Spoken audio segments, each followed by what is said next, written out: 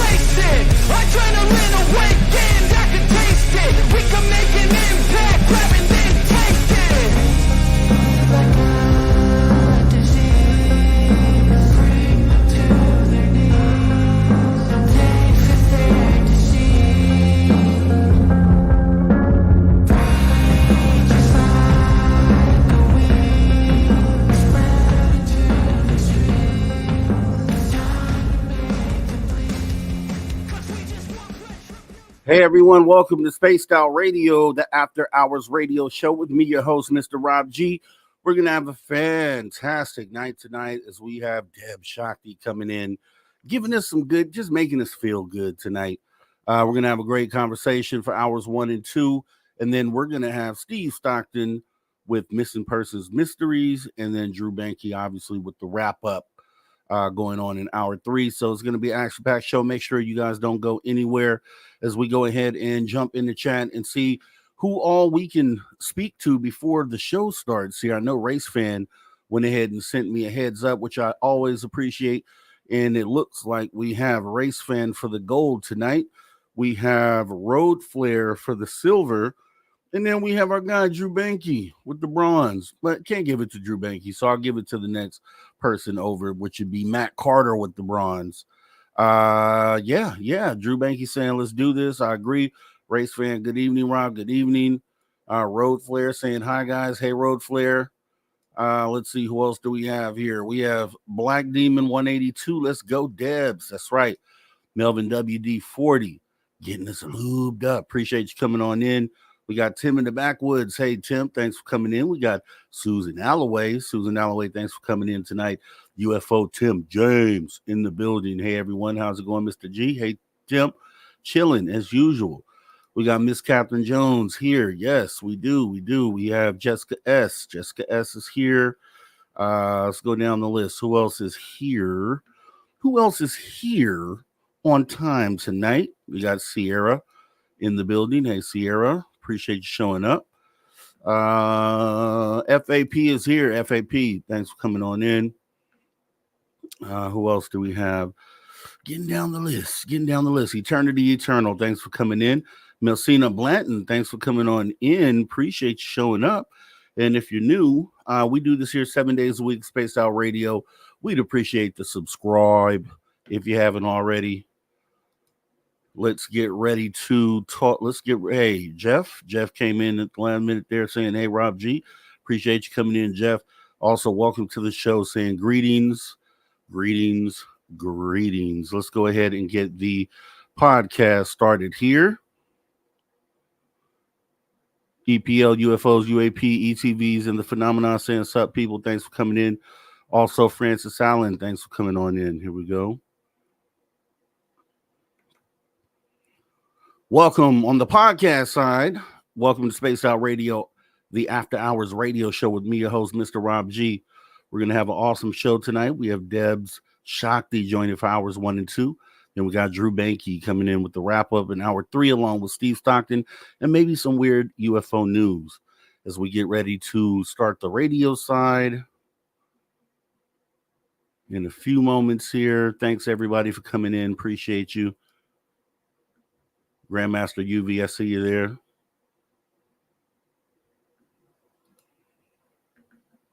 All right, here we go.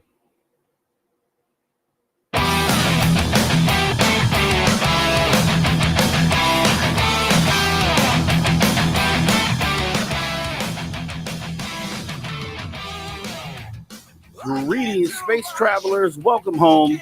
You've just tuned your dial to Spaced Out Radio, the only place where you can own the night. I'm your host, Mr. Rob G. And tonight, we're broadcasting to you on our terrestrial affiliates across North America and digitally on digital platforms all around the world. Don't forget, you can follow us at Instagram and X at Spaced Out Radio, Spaced Out Radio Show. While you're there, please consider hitting that subscribe button. Also, you can jump into our archives anytime, youtube.com/Spaced Out Radio, where the options are endless. You can rock with Bumblefoot. You can stay up to date with SR Newswire and so much more as we get ready to get into the show tonight. It's going to be awesome. Like I said before, we have Debz Shakti joining us, bringing us good energy right here, right now. We need it. Hours 1 and 2. And then Drew Banke joining with the After Hours wrap-up, hour 3, along with Steve Stockton, Missing Persons Mysteries. It's going to be an awesome show tonight. Can't wait to go ahead and jump right into this here. Let me go ahead and read the information for our guests here. We have Debz Shakti, who basically is a long-standing host, local CE5 Contact and as a consciousness group, and is an active member of several international CE5 contact teams, which we want to talk about today, leading retreats and researching the infinite nature of consciousness. She is the associate producer of the new top-rated film, Alien Abduction's Answers. Her work on the quantum hypnotherapist. She's a quantum hypnotherapist, assisting the late John Yost, the filmmaker, as well as all the experiencers in the film, is highly featured. She has many decades of professional service, working with such people and many others seeking self-discovery and clarity about the nature of consciousness. And we bring her in and we always have a great conversation. So we're not going to waste any time as we go ahead, reach backstage, and bring up our guest for the night, Debz Shakti. Hey, Debz, how are you? Hey, everybody. Thanks so much, Mr. Rob G, once again for having me on the show. I'm always honored. And I'm always honored to have you. It's always a great conversation. People walk away feeling really good about the things that we talk about, and I'm really glad to know that. And which is why we have to keep you here. We have, as much as we can, we have to have you here. Thank you. So with that being said, we've had numerous conversations. I wanted to actually highlight this because we haven't done this yet. You have the Hidden Variables podcast. And I want to make sure that people know that, are aware of that, and go over and subscribe. If you wouldn't mind talking about, what the mission there is, and give them some information on the podcast. Thanks so much. It's actually been on hiatus for the last couple of months just because our family has been going through some rather intense times with a parent who is about to transition. So I had to kind of set it over on the shelf. But what happened during that time, because you have a lot of time where you're just sitting there, right? And you can't really leave or anything, but you have time to ponder how to make things better in your life when you do come back to it. And so I decided to completely change everything and add new gear, add the new platform. I'm also using the same platform you are now, and hopefully it'll be a much spiffier show. And I think the next one's coming up in a couple of weeks. But Hidden Variables really is it was one of those things that happened at the first of the year where I get a lot of instruction, a lot of guidance, and kind of this was an urgent thing as a mandate from my guides, the teachers, the star teachers, who are the ET group entity that I channel, among other beings. But they're good friends and they've never let me down. And I always laughingly tell people I always do what the voices in my head tell me. And they were telling me, you have to start your own podcast. And really the mission of that podcast is, it's not just about ET contact, which is a passion of mine, but it's really about featuring people who are known and unknown, the hidden variables in our society who actually are making the world better and helping to move it forward in some form or fashion. The key is that through quantum entanglement, we all seem to be connected at some point. And it's interesting. I could be talking to a dentist, for instance, who's using a new type of procedure that doesn't cost very much to help people with their dental health. And yet he says that he got the idea when he had a close encounter when he was a kid. And he's just now bringing it up now. Or I could be talking to a mathematician who is working on some sort of quantum math to help understand how the UAPs that we see in the sky sometimes are moving, so it's just interesting. Everybody I talk to, it seems it always comes back to this. And I think it's because we're at a point in the human race's evolvement where we're starting to understand that there's just so much more than what we were told by our progenitors. And now we're really wanting to understand it and get involved personally. And we are. So the podcast has, it's been going since January. I've had a plethora of people just from all over the place, including Drew has been on my podcast, and that was wonderful. Susan Alway, I think, is still slated to be on there. And maybe you too, Rob, if you want to. I'm open to all of it. But that's kind of what the podcast is about. And it's just featured on my YouTube channel, which is Debz Shakti. Everything goes under Debz Shakti these days, just to make it simpler, because I have so many platforms and things that I'm working on. So that's awesome. You need a platform. I mean, I couldn't believe that I didn't know that it was there. I'm sitting there, I'm doing some research and stuff, and then I come across the Debz Shakti channel, and then I'm like, okay. Mm-hmm. And then I get in there, and then I see there's active shows going on there. I'm like, okay, subscribe. So everybody out there, you should definitely be subscribing to Debz Shakti's channel. I know you love when she comes through here, and she's bringing it. She's bringing the energy over there on her channel. And I really love it. And the outlook that you have there, as far as, reaching, just having conversations essentially like we do over here that move the needle, the ones that matter. And, some of those things you just mentioned, like the mathematician attempting to figure out the math of these UAPs. That's awesome. That's out the box as well, as far as, the type of guests you would think to have. So I like that. I like where that's going. And if you need any, and I would love for it to be on your show. So we'll put that out there. But as well, if you need anything, definitely let me know. Because I'm proficient in a few areas, and if you need any help, just reach out for sure. Oh, thanks, Rob. I really appreciate it. Man, I'm just looking at the comments here. Everybody I love is here. It's just so great. I every time I come on this show, it just seems like they all gather here. They love the show so much. Anytime they see Debz Shakti's here, that's what I mean. It's that energy you bring. Your energy brings these people together. You get a lot of like-minded people that are like on the same frequency, and that's why I love having the conversation, because it feels good. Yeah. And we also can walk away from it, with that much more enlightenment. So appreciate you doing this. And got to say shout out to Dirty Filth out there. I know. My brother Filth, he's so amazing. Love you. Now, I wanted to get into some stuff. I mean, we talk healing energies and things like that. And, there's always a time and a place for that, period. Um, With that being said, what I would like to kind of discuss this time is maybe some things along the lines of your UFO alien contact, because I know you're deep into that. You've had experiences since, lifelong, since you were about 2.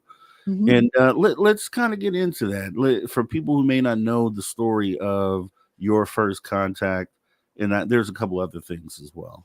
Cool. Well, a lot of the people on this show have heard what I thought was my first memory of contact when I was 2.5 years old.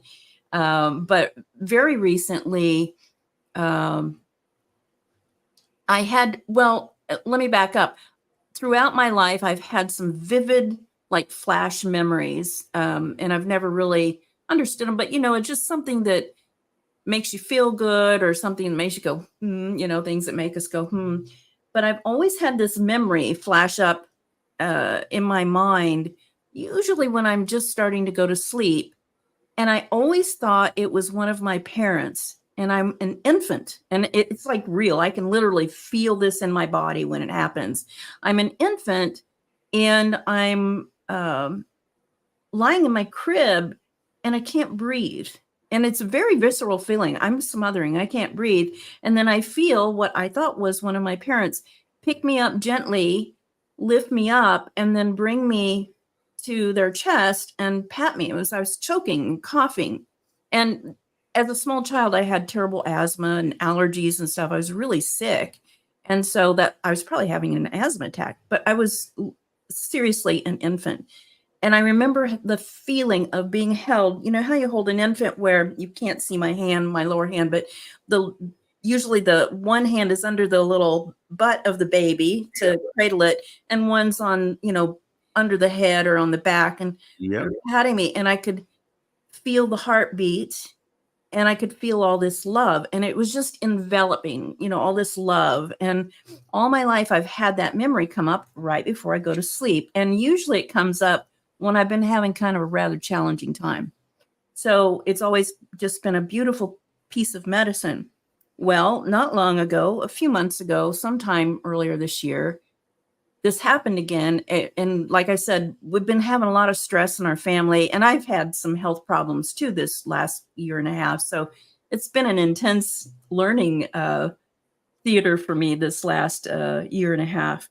But I was getting ready to go to sleep, and the memory came up, and it was vivid this time. I didn't just see, what a baby sees, just limited sight. I saw the room, I saw my crib, I saw light coming in from the window, and the door was closed. I now truly can say the door was closed. And so I put myself into quantum hypnosis, which I do often, and said, see this clearly. And immediately I realized who was holding me was what one would call a tall gray. And it was not one of my parents. And this tall gray held me and did some work on me. I think probably saved my life.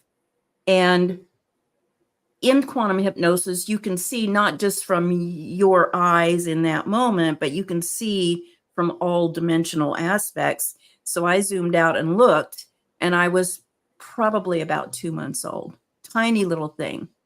And this huge being holding me and was doing some healing work on me. And then just lovingly putting me down in the crib. And I remember just seeing it and the look on its face, just the love.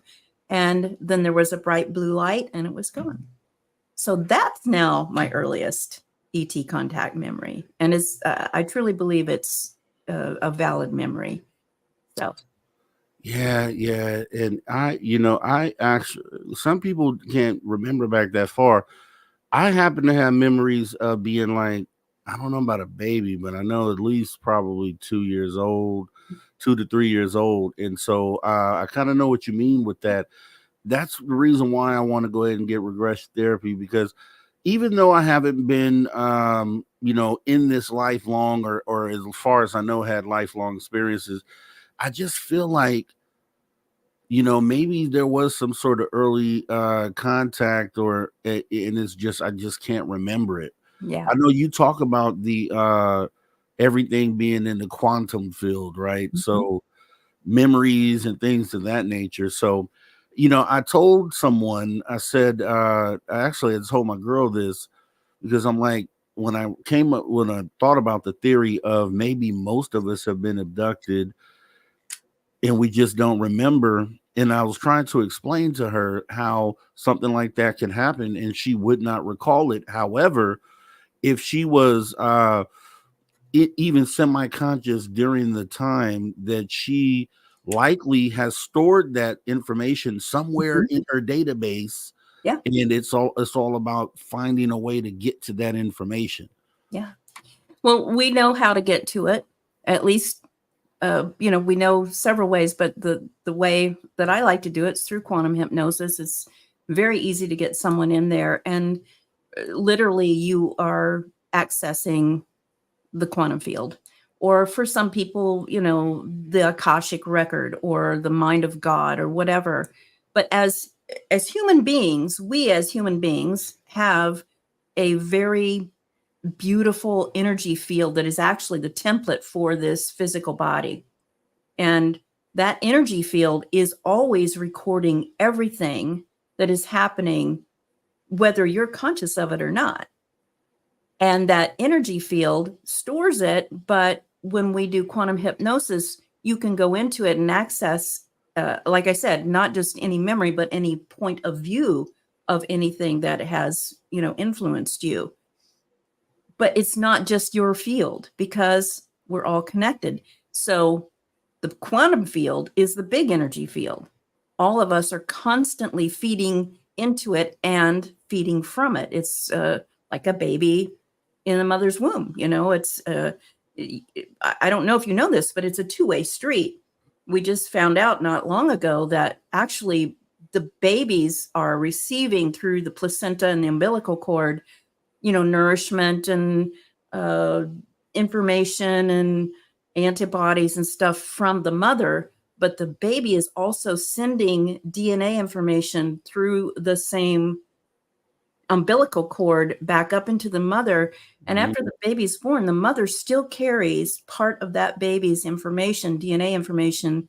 A lot of it is housed in the cells of the brain, and they've proven that in autopsy. So I see that as a microcosm of the macro, or a macrocosm of the macrocosm. It's just another fractal of how the universe works. We're constantly interacting with it.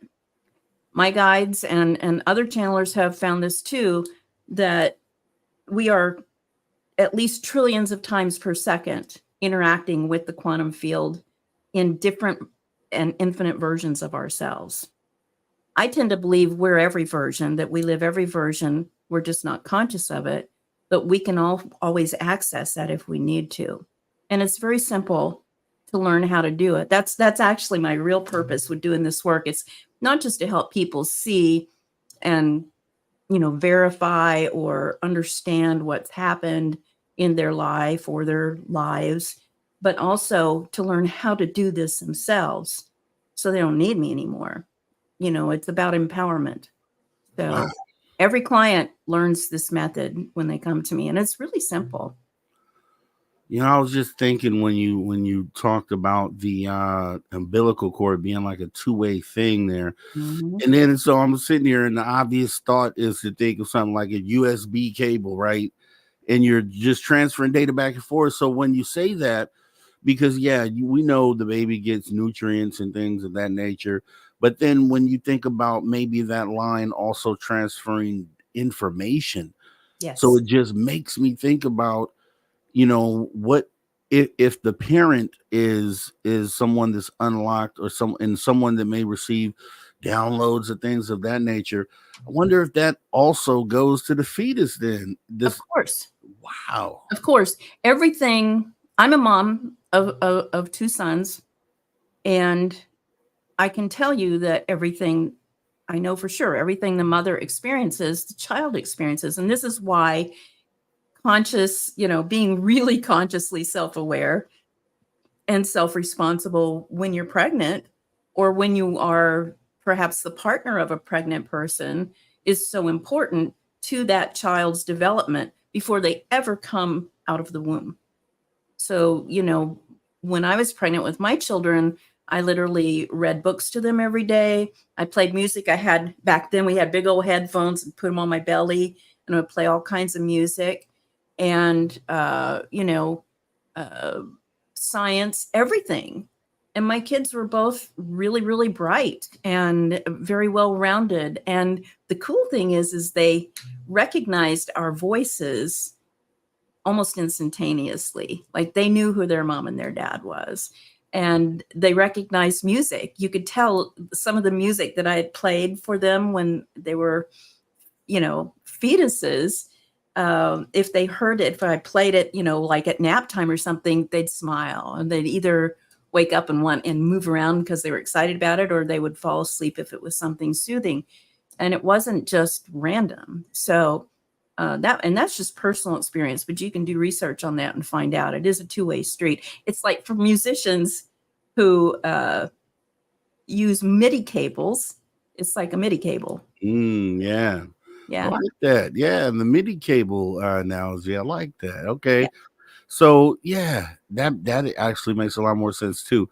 Yeah. So I'm just now, because, thinking about that, it just makes me think of what if because doing things like you stated, like talking to the baby, playing music, different little things that obviously translate to the baby in some form of fashion. It just makes me wonder how many, how much information you could. So say you wanted to, from day one of the pregnancy, input information into the fetus. I wonder how far that could go.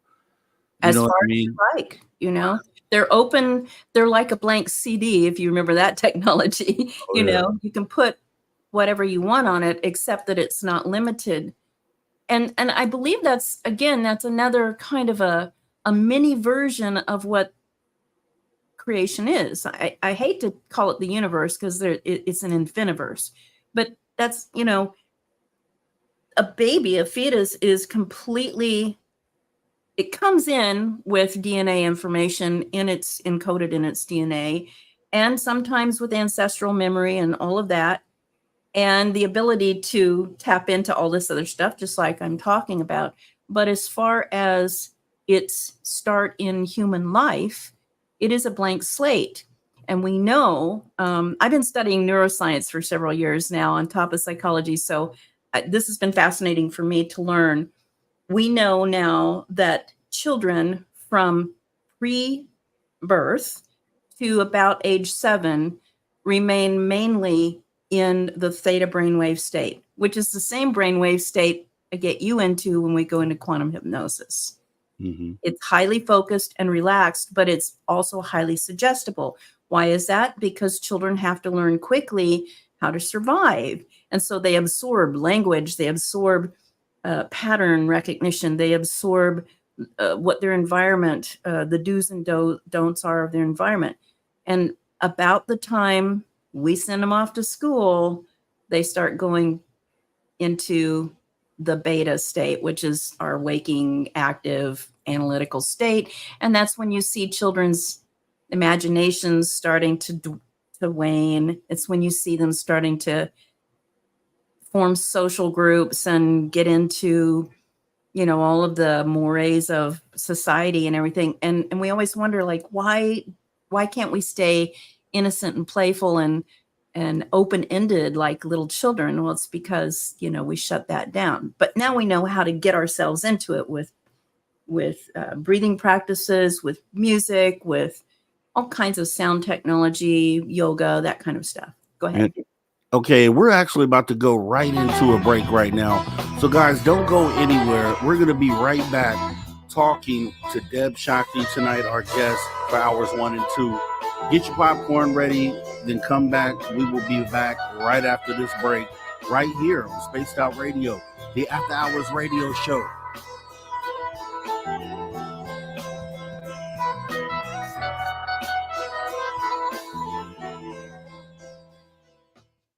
All right, and we are clear. Yeah, so definitely want to pick back up on that right after the break. Oh, and this is your first time on since we're doing the radio format stuff. Yeah, this is cool. Yeah, I forgot yeah. about asking you about that. That's really Yeah. cool. So Awesome. now, so we'll take the off-camera break at the top of the hour. Okay. And actually, I have to fix this real quick. So I'm gonna go off. I'm right here. I haven't gone anywhere. I need to fix this camera real quick.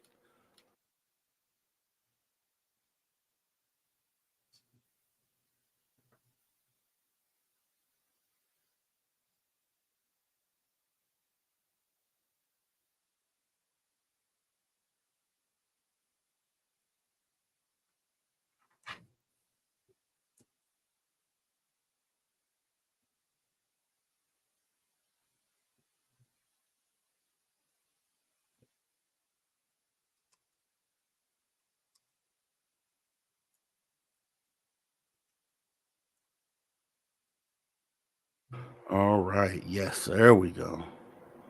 Much better. Okay. Yes, yes. So awesome stuff. Yeah, we got Drew Banky here on the weekends now. So That's I so know you great. haven't been here since then as well.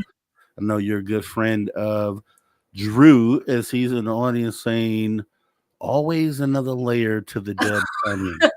It's crazy. I don't know how we got started talking about fetuses, but there we go. That's You good. never know. Because just thinking about that just takes me down a path here, which we'll end up picking up after the break. But Yeah. something to think about. Yeah. I have something to say about that for you too, Rob. So Yeah. I'll save it for when we're back on. But yeah, I do want to get you into a session if you're up for it. I know we talked about it once before and then all hell exploded around me and I just kind of let everything go. But yeah, let's set that up. There's way more in there than you think. Man, I'm thinking about that. And it's just like, oh my God. It's like, should I do it?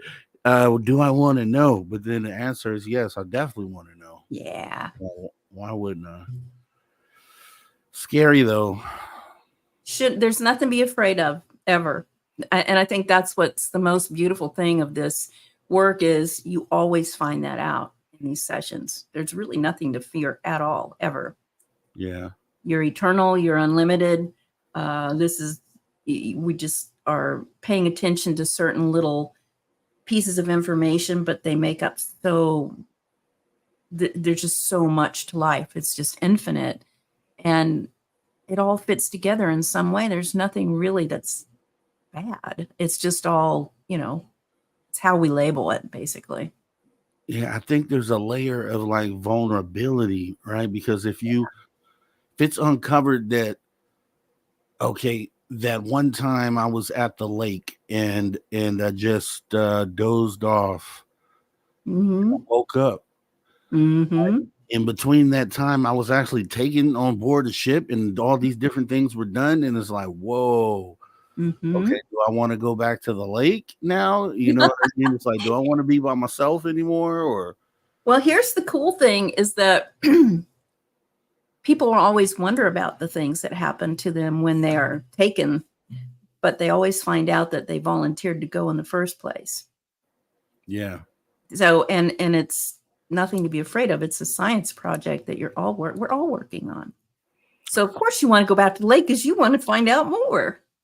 Yeah, no, man, and it could literally open that side up where I'm just raring to go, ready for the next one, and because I see some people that are like that.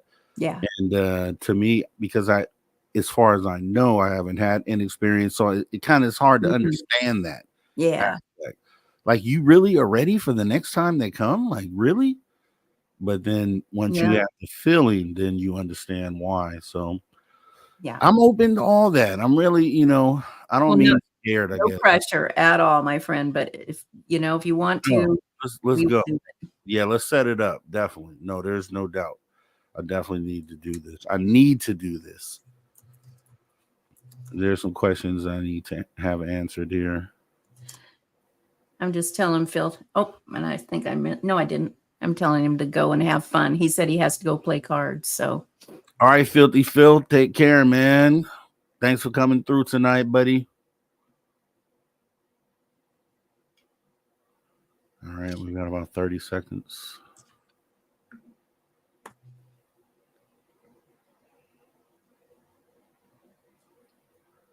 EPL, UFOs, UAP, ETVs, and the phenomenon. Put my head down on a pillow at 9 years old, and suddenly 8 hours later, I had 0 time lapse. Yep. That's very stereotypical. Okay, here we go.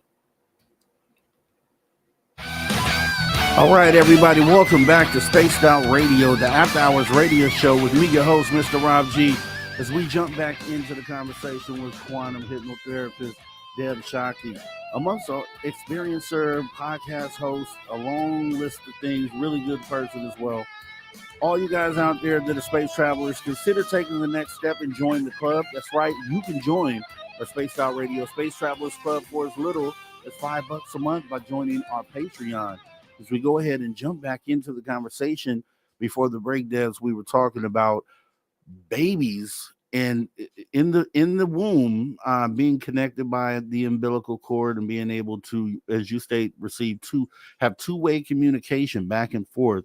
Mm-hmm. And we were going down a rabbit hole there, and I was thinking about, I asked you if you specifically made it a thing for the entire pregnancy to feed information into that fetus, would it be something that would happen? And you stated, yeah, that definitely would. So it took me a little further down the rabbit hole where now I'm like, okay, now here's the scary part of it, I guess, if you want to call it that. So, Elon Musk is doing the whole Neuralink thing. Yep. Mm-hmm. Now, if a pregnant mother were to be Neuralinked and then connected to some sort of machine interfaced during pregnancy, I wonder if they would be able to input information into the fetus through that method. Because if so, that could be a scary proposition. That's quite a thought puzzle there, and it's something I hadn't thought of, but I would posit yes, because number one, everything the mother feels, the emotional states that the mother feels, the baby experiences. We know this. We can measure this with, all kinds of technology now, how the baby's brain is interacting as the mom's is, and are they mirroring and so forth. The baby is still an individual, though. Know that. But it's awash in whatever the mother is experiencing. And so I would say that at least on the carrier wave of her feeling states, whatever she is receiving through that Neuralink, however she is reacting or responding to it, is going to also imprint on the baby, or at least be received by the baby or experienced by the baby in some way. I don't know how deeply that would be, but maybe it's 100%. Maybe it's just an outer layer, but that's a really important thing to think about. It really is now, because we had this conversation is really the reason why that came up for me to even think about. And now, so I'm sitting here and I'm thinking, okay, we talked about Neuralink being like the first, well, actually the cell phone was the first step into becoming androids, essentially. And so when you think about Neuralink having an actual digital interface in a human being, and then further down the line, because, the thought process is a lot of people feel like, you be partly cyborg at some point. And so if that ends up being the case, then it would make total sense that the long-term goal could be, and this is obviously conspiracy tinfoil hat talk, but maybe having the ability to literally program a child through a Neuralink. Sure. That would be super soldier stuff and everything. Don't think it's not happening already. I mean, that kind of thing has been, think of the Montauk Project and things like that. Those children, that kind of research has been going on, maybe not with Neuralink, but with other methods for at least 50 years that I know of, and probably longer. But in the break, we were talking, you and I, about fear. And I just wanted to reassure everybody, there really is, from what I've seen from the scope of the experiences I've had and the interactions with the different types of non-local consciousness, what you might call ETs. They're all different kinds of beings, by the way, angels, whatever you want to call them. Every time I am reassured that there is nothing to fear, because everything in creation has neutral value. It's just all data in the great cloud, if you will, of the quantum field. And it only takes on meaning when an observer perceives a piece of it and then gives it a value via the lens of their past experiences. They will categorize. As humans, we love to categorize or label. Something is good or bad or dark or light or soft or hard. And that's always influenced by our past experiences. Yeah. And so, but if you've ever had a near-death experience, I've had two, and I can tell you both times, once you're out of this, what I call the spacesuit, our bodies, which is kind of a limited vehicle to run around in this little playground called third dimensional Earth life. Once we're out of it and we are back into our original size, which is the size of everything, all it is, then you realize, well, it's all me and there's really nothing to fear. It's all just data, and it's all in interacting with itself. We're all interacting with ourself.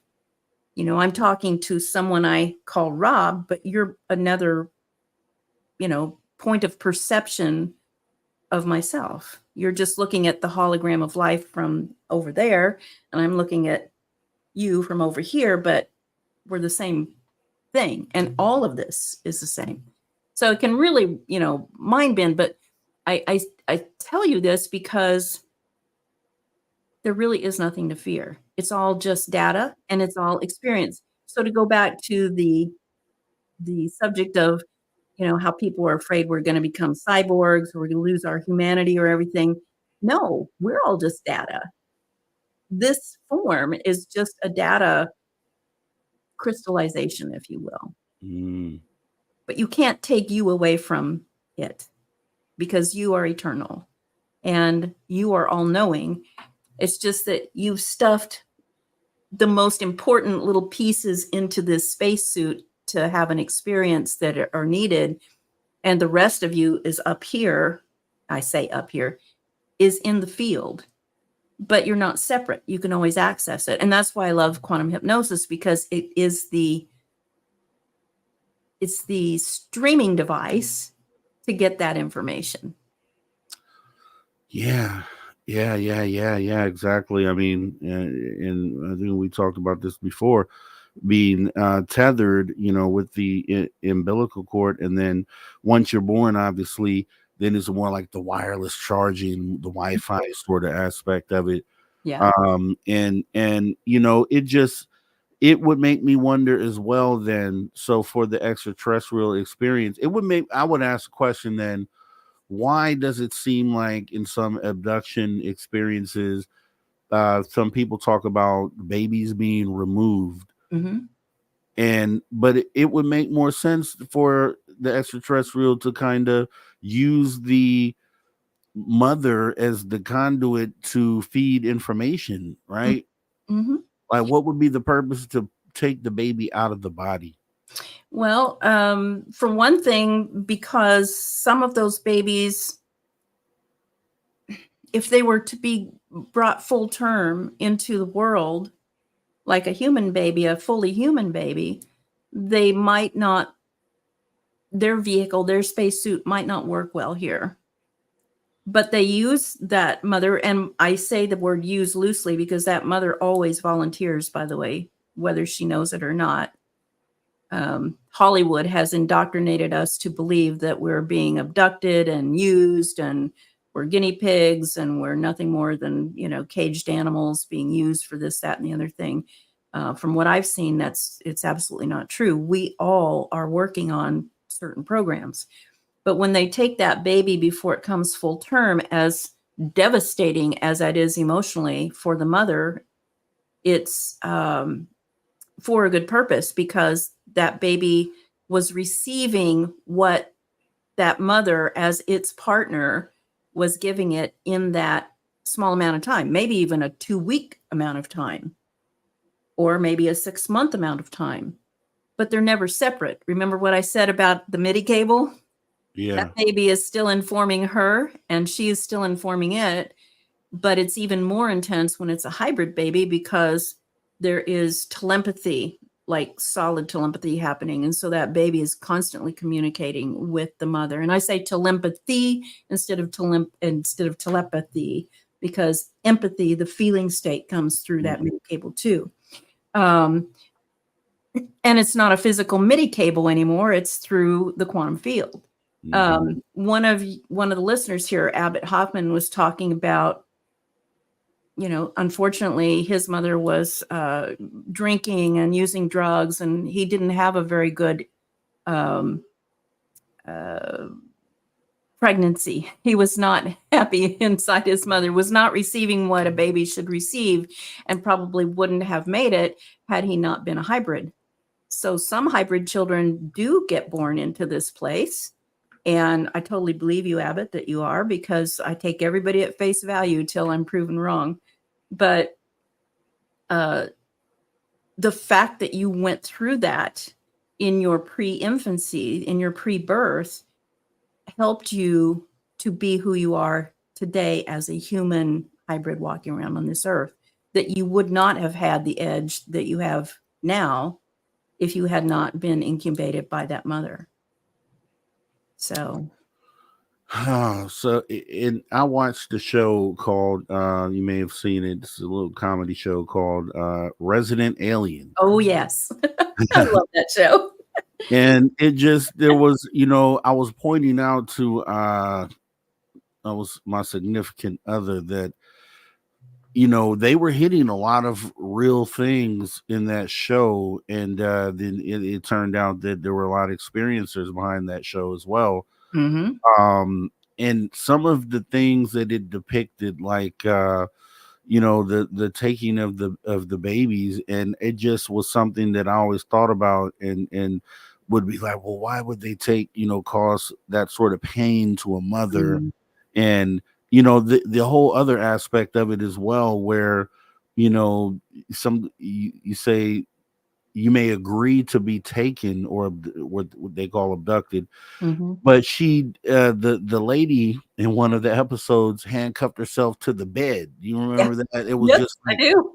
The thought process behind that is like, I don't want to be taken, sort of thing, but I can't stop them from doing it. Mm-hmm. So when you look at it like that, like how could that be something that, when we talk about getting our mental states together, just as humanity going through disclosure, how do you deal with something like that? Like, how do you reconcile, why that's okay as a mother, I guess, from a mother's perspective? Well, there's a lot of variables there that you just talked about, and so many more that are included. But what I have to say is that what I know to be personally true from these experiences and just the interactions is that, again, it's all us. It's all you. There's only, Carl Jung said this, there's only one consciousness in the universe, and it's you and the other reflections of you. So it's just the different facets of yourself. They're all you on different layers of frequency, doing different things, living infinite different versions of life.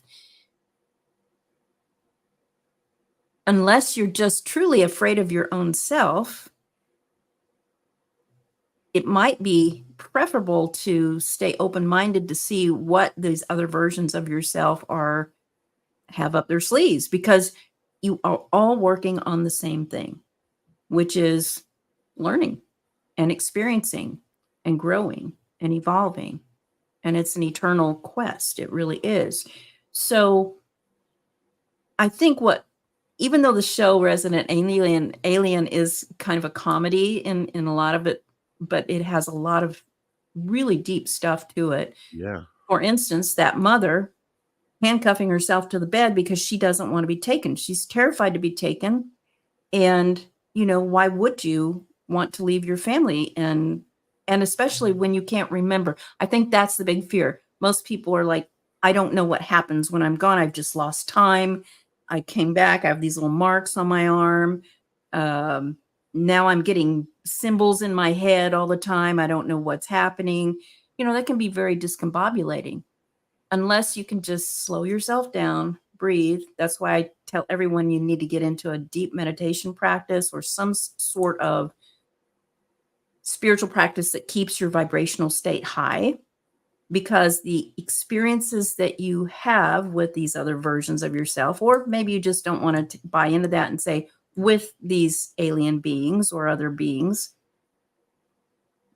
they won't happen to you in a negative or seeming negative way if you are in such a high frequency, because like attracts like. And so the experiences you're going to have, if you're going to have them, will be positive and will make more sense, if that makes sense to you. Yeah, yeah. And going further down that path, right? So I'm looking at the moment because after some sort of enlightening moment, you know, for a mother in that situation that we're talking about, Mhm. there, you know, there definitely, I guess, ends up being a point of enlightenment where they're like, oh, okay, I understand this. But Yes. the whole prior to that, when they're dealing with this, just like for a mother, Intense. Yeah. yeah. And so I'm just trying to figure out where exactly is the point in time where they get that enlightenment. Like, what do they have to do? You Well, know, everybody how has long their do they own. go before they get that enlightenment? Right. Everybody has. I've said this before to in different interviews, and I teach this. Everyone has a timing mechanism when they start to understand how the universe works, the infiniverse works. Everybody's timing mechanism is different from their neighbors or their spouse or their child's. Um, some people, like me, it just was on all the time from birth, pretty much. Um, some of my best friends, it just happened a couple of years ago. It's just how you decided to interact with the field in this form, in this frequency at this time. It's all your plan.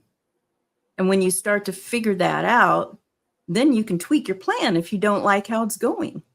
And Yeah. how you tweak the plan is to be very intimately involved in your inner world via some of these practices, and to raise your vibrational state.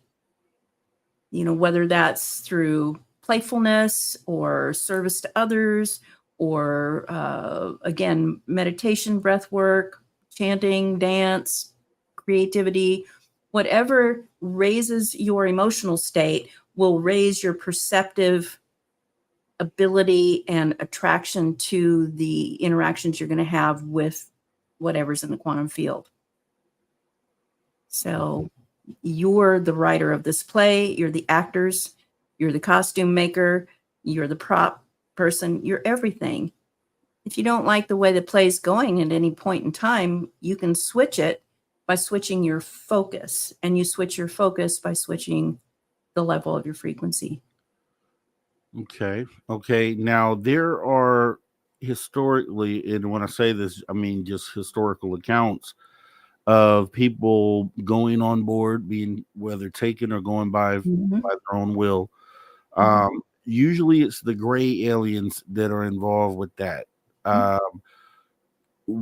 Okay, so say you are being abducted by a different species, like I don't look as mantids, right, as ones that they just seem like they're probably not good. But I've heard different. I've heard people said that they are. So is it different for abduction or going on free will between different species? Is the intent different, or is it Here's all hybridization? here's what I have to say about that. Just like I'm talking to the version of Rob right now that I'm looking at right here in third dimensional earth life in this frequency. It's like an infinity mirror. There are infinite versions of Rob, and every version has a little bit of the core truth of who Rob is, but the further away from the one that I'm looking at, they become more and more varied and different in how they're living their lives. So you cannot judge, and this is the big lesson that I've learned even just about humans. You cannot be prejudiced against any group of anything by your experience or what you've heard of someone else's experience about some portion of that group. It's like racism. I have a dear friend and guide who is a mantid. It's a blue mantid. It's about like 11 feet tall. And does it look scary and freaky? Yeah, to most human beings, it probably would, because you're not used to seeing an 11-foot blue praying mantis in your room. It's the most gentle, loving, healing person that I know. But it's because I stay in that frequency that I'm interacting with that version. If I were to watch a lot of scary movies and read a lot of, dark stuff about alien civilizations and about what this mantis person did to this population and everything, the next time I encountered a mantid, if I stayed in that lower vibrational state of fear and like distrust and all that, you better believe I would encounter a mantid that was at that level.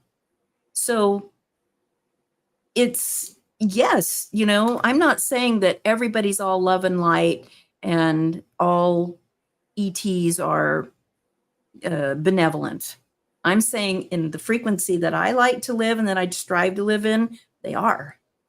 And that's why I strive to keep my frequency high, not out of fear, but because it's more preferable to me. It's more pleasant to me. And I learn more that way.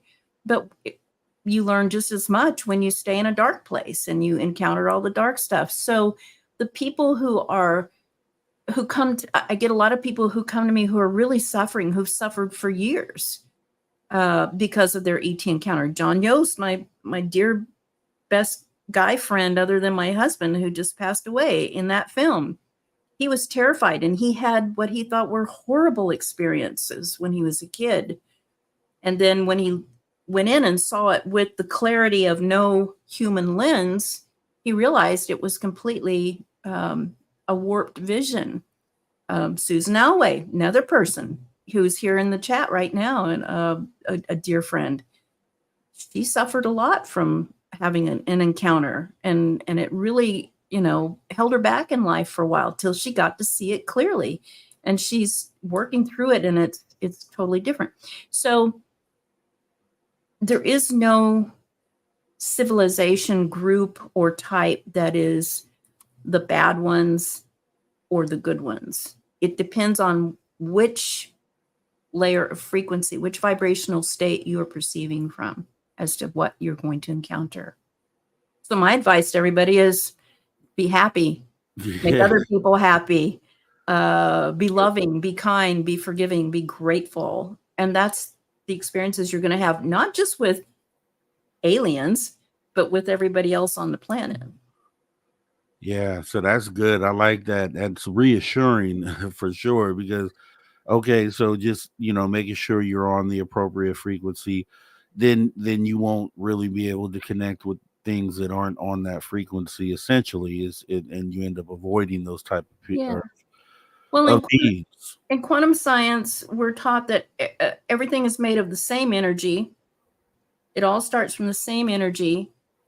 Energy cannot be created, nor can it die. It just merely changes form and function via its vibrational state. And so, I know you have to break. So. Yep, we're going to break real quick, so we're going to hold it right there, parking lot it. And everybody, you don't go anywhere. We're getting into some real good stuff tonight with Debz Shakti right here for hours 1 and 2 on the Spaced Out Radio After Hours Radio Show. Conversations that move the needle. Conversations that move the needle. You're listening to After Hours with Mr. Rob G on the only place where you can own the night.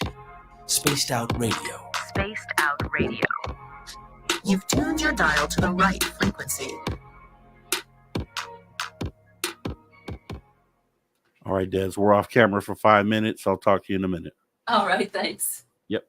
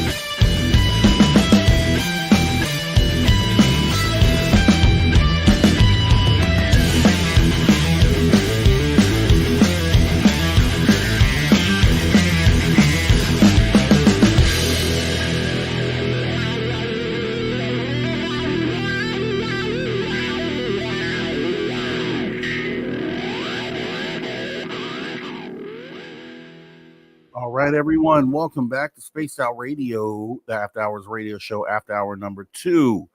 So we come back from the YouTube break. We got about 30 seconds before we come back from the radio break. You guys get your questions in line for hour 2 here so we can ask them to Debz by the end of the hour. Would appreciate you. Put them in caps too, please.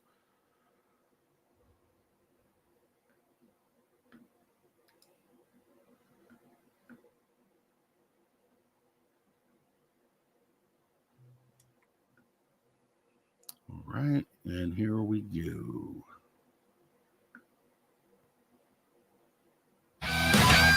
Right, everyone, welcome back to Spaced Out Radio after hour number 2 with me, your host, Mr. Rob G, as we have our fantastic guest, Debz Shakti, here. We're going to get into some CE5 stuff for hour 2, Global Awakening, all that good stuff. Don't forget, though, if you're on X or Instagram, you can give us a follow at Spaced Out Radio, at Spaced Out Radio Show. We would appreciate you coming on board. Definitely want to welcome back Debz Shakti as we get back into the conversation. So Debz, yeah, let's get into, this is one of the things that I'm actually doing a show about this on my personal channel coming soon. Ooh. But CE5, Close Encounters of the Fifth Kind. Yep. So can you explain what that is for everyone, and we'll kind of go into it from there? Yeah, really, it's kind of, you know how we call adhesive bandages Band-Aids now, no matter what brand it is, or we call cotton swabs Q-tips. We call them all Q-tips, even though there's one brand Q-tip and everything else has a different name. CE5 has become kind of the catchword for human-initiated contact. Okay, a long time ago, I believe it was J. Allen Hynek coined the first 4 levels of contact, you know, and the CE stands for close encounters. So every level is like CE1 might be a sighting, right? And I might be getting them wrong now because it's pretty late for this old girl, so my brain's not starting to work. But CE2 might be finding a piece of material or having material evidence. Close encounters of the third kind are actually meeting a being, right? Or going on a spacecraft. And close encounters of the fourth kind are, well, I think CE4 is going on to the craft or being taken to a craft. Well, back in the 90s, Dr. Stephen Greer had, he was a lifelong experiencer. He was also a deep meditator, a yogi, and an emergency room doctor. He was trying to revisit experiences from his childhood, and he was trying to figure out how to, you know, make contact with these beings. And he did so through, meditation, breath work, chanting, all of this kind of stuff. He got himself into a frequency where he could transmit, and they responded, you know, and they visited him. And so he coined the term CE5, close encounters of the fifth kind. That's when we ask for the contact. That's when we invite them to come or invite them to interact with us. So as I said, I've always had contact since I was a baby, earliest memories. I didn't need to know all those protocols. He calls them protocols. They're tools to help a person get into the right state of being so that you can perceive them. They're always here. In fact, everything is always here in this one spot. In the quantum field. The quantum field is just one spot. There is no location. But if you explode it out into an exploded view so that we can understand, then you call it frequencies or dimensions, make up a group of frequencies. So when we say we're inviting, for instance, ET to come and visit us through these CE5 protocols or whatever you want to practice to get into that brainwave state where you can perceive them, literally, you're just trying to tune yourself into where the ones that you want to interact with are. And that's basically what we do in what is now commonly known as CE5. I like to just call it contact and consciousness because that's what it is. we are studying, we are interacting with other forms of ourselves or consciousness. So when we go out into the field, for instance, with a group, it's very powerful, because if you can get a group coherent into the same frequency, you're transmitting at a lot more amplitude than you would just from one person. It's like a radio frequency, right? If you add more wattage to that radio signal, you're going to reach a bigger audience, right? So that's what we do. We go out, we take a group, we do certain things to get everybody feeling in the same high level feeling state: joyful, playful, grateful, excited, leaving fear behind, all that stuff. And I'll be darned if it doesn't work every time. You have contact. You might see lights in the sky, which is really fun. You might see craft, like even landing. You might interact with beings. A lot of the time, there's a lot of telepathic stuff happening. There's a lot of healing sometimes that happens. And then other things start to happen. It seems to evolve. Like, you see little lights on the ground all over the place. You feel temperature changes. The weather will change. We could be out there in the middle of a storm and we get all coherent. And wouldn't you know, there's a big circle of clouds all around where we are. And we're right in the middle of a clear space where you can look up and see things. There might be something out in the woods around, and not just ET. It might be a Sasquatch. It might be, who knows, other beings. I've interacted other beings that look like cutouts, cardboard cutouts of the beings, of the people who were in my group. And yet my group were in the circle and I was over here by the woods interacting with these people. Wow. So yeah, pretty strange. And we call it high strangeness. But that's basically what CE5 is. It's making contact. It's inviting contact. When I think of CE5, it makes me think of comparing it to like religion and accounts of people who have called upon gods or of the time and receive responses in their eyes that they've noted. And they look at this to be like the gods responding or something of that nature. So does that almost seems like CE5 essentially? That's really what it is. That's really what it is, because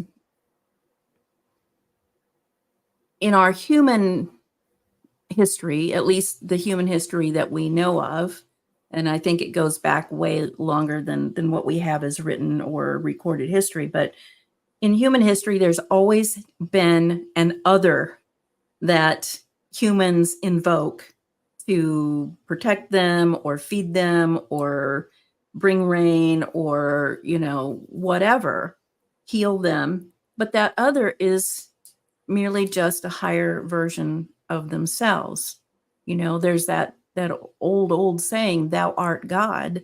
And I know I'm stepping on a lot of belief systems' toes here, but really God does exist and you are part of it. You are it. You are a facet of it, as all of creation is. So when we look back at rock carvings or cave paintings or pottery shards or anything where early man wrote down or documented what they were experiencing or doing, there always seems to be some sort of deity, right, that they're invoking, whether it's Ra, the sun god, or it's, Quetzalcoatl, or it's Jesus, or it's Buddha. There's always some higher version that they're looking at and asking for favors or for information, right? Give us wisdom is the greatest prayer. But I would posit that all prayer is nothing more than CE5. Yeah, it sounds like it. It sounds like it. And then it, looking at it like that, then it makes a lot of sense on, when you hear those stories from, like, for instance, the Bible. I'll use that because that's Sure.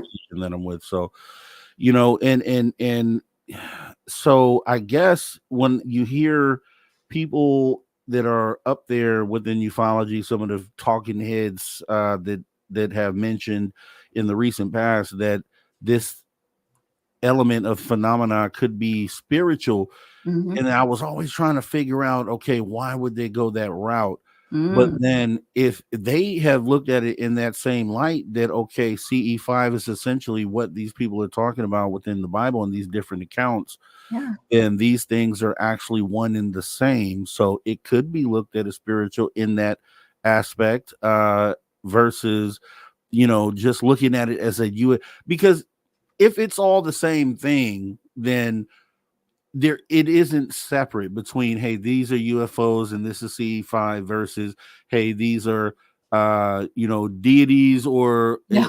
and we're channeling them through this Yeah. method. It's actually the same It's the thing. same thing. It's all the same thing. Prayer is invoking God or a deity or deities.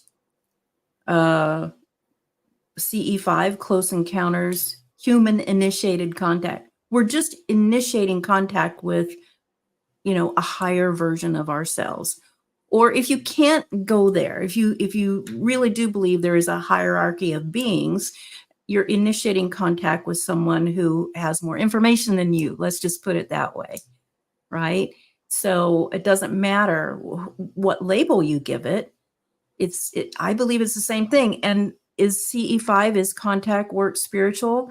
I believe it inherently is, because spirituality and energy, the quantum nature of all it is spiritual. It is not, it's etheric. It is not physical.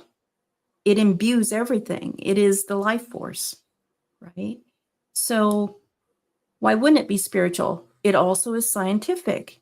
But the bugaboo happens when human beings get too attached to their version of science.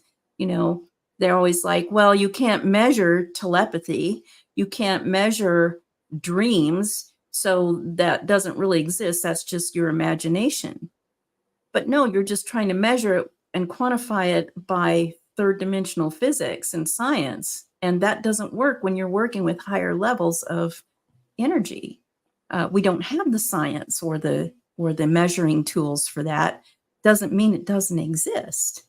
What was it? 100 years ago, you couldn't measure. Maybe 150 years ago, you couldn't measure a radio frequency, but they do exist, and now we can measure them down to like the nth degree, and we're still finding smaller and smaller layers, right? And that's just one property.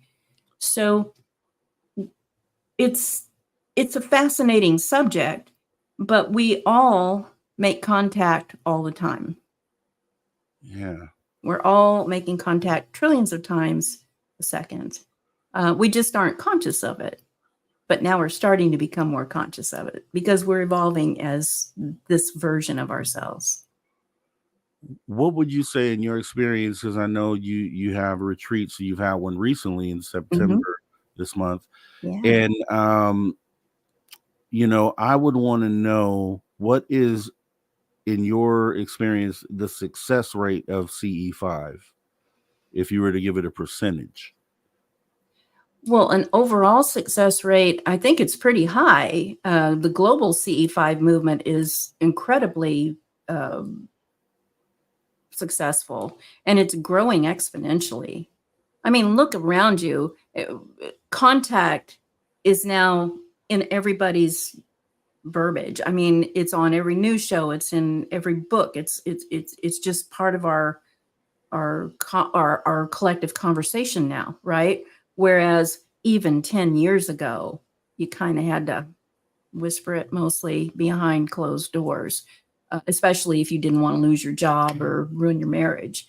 So it is exponential.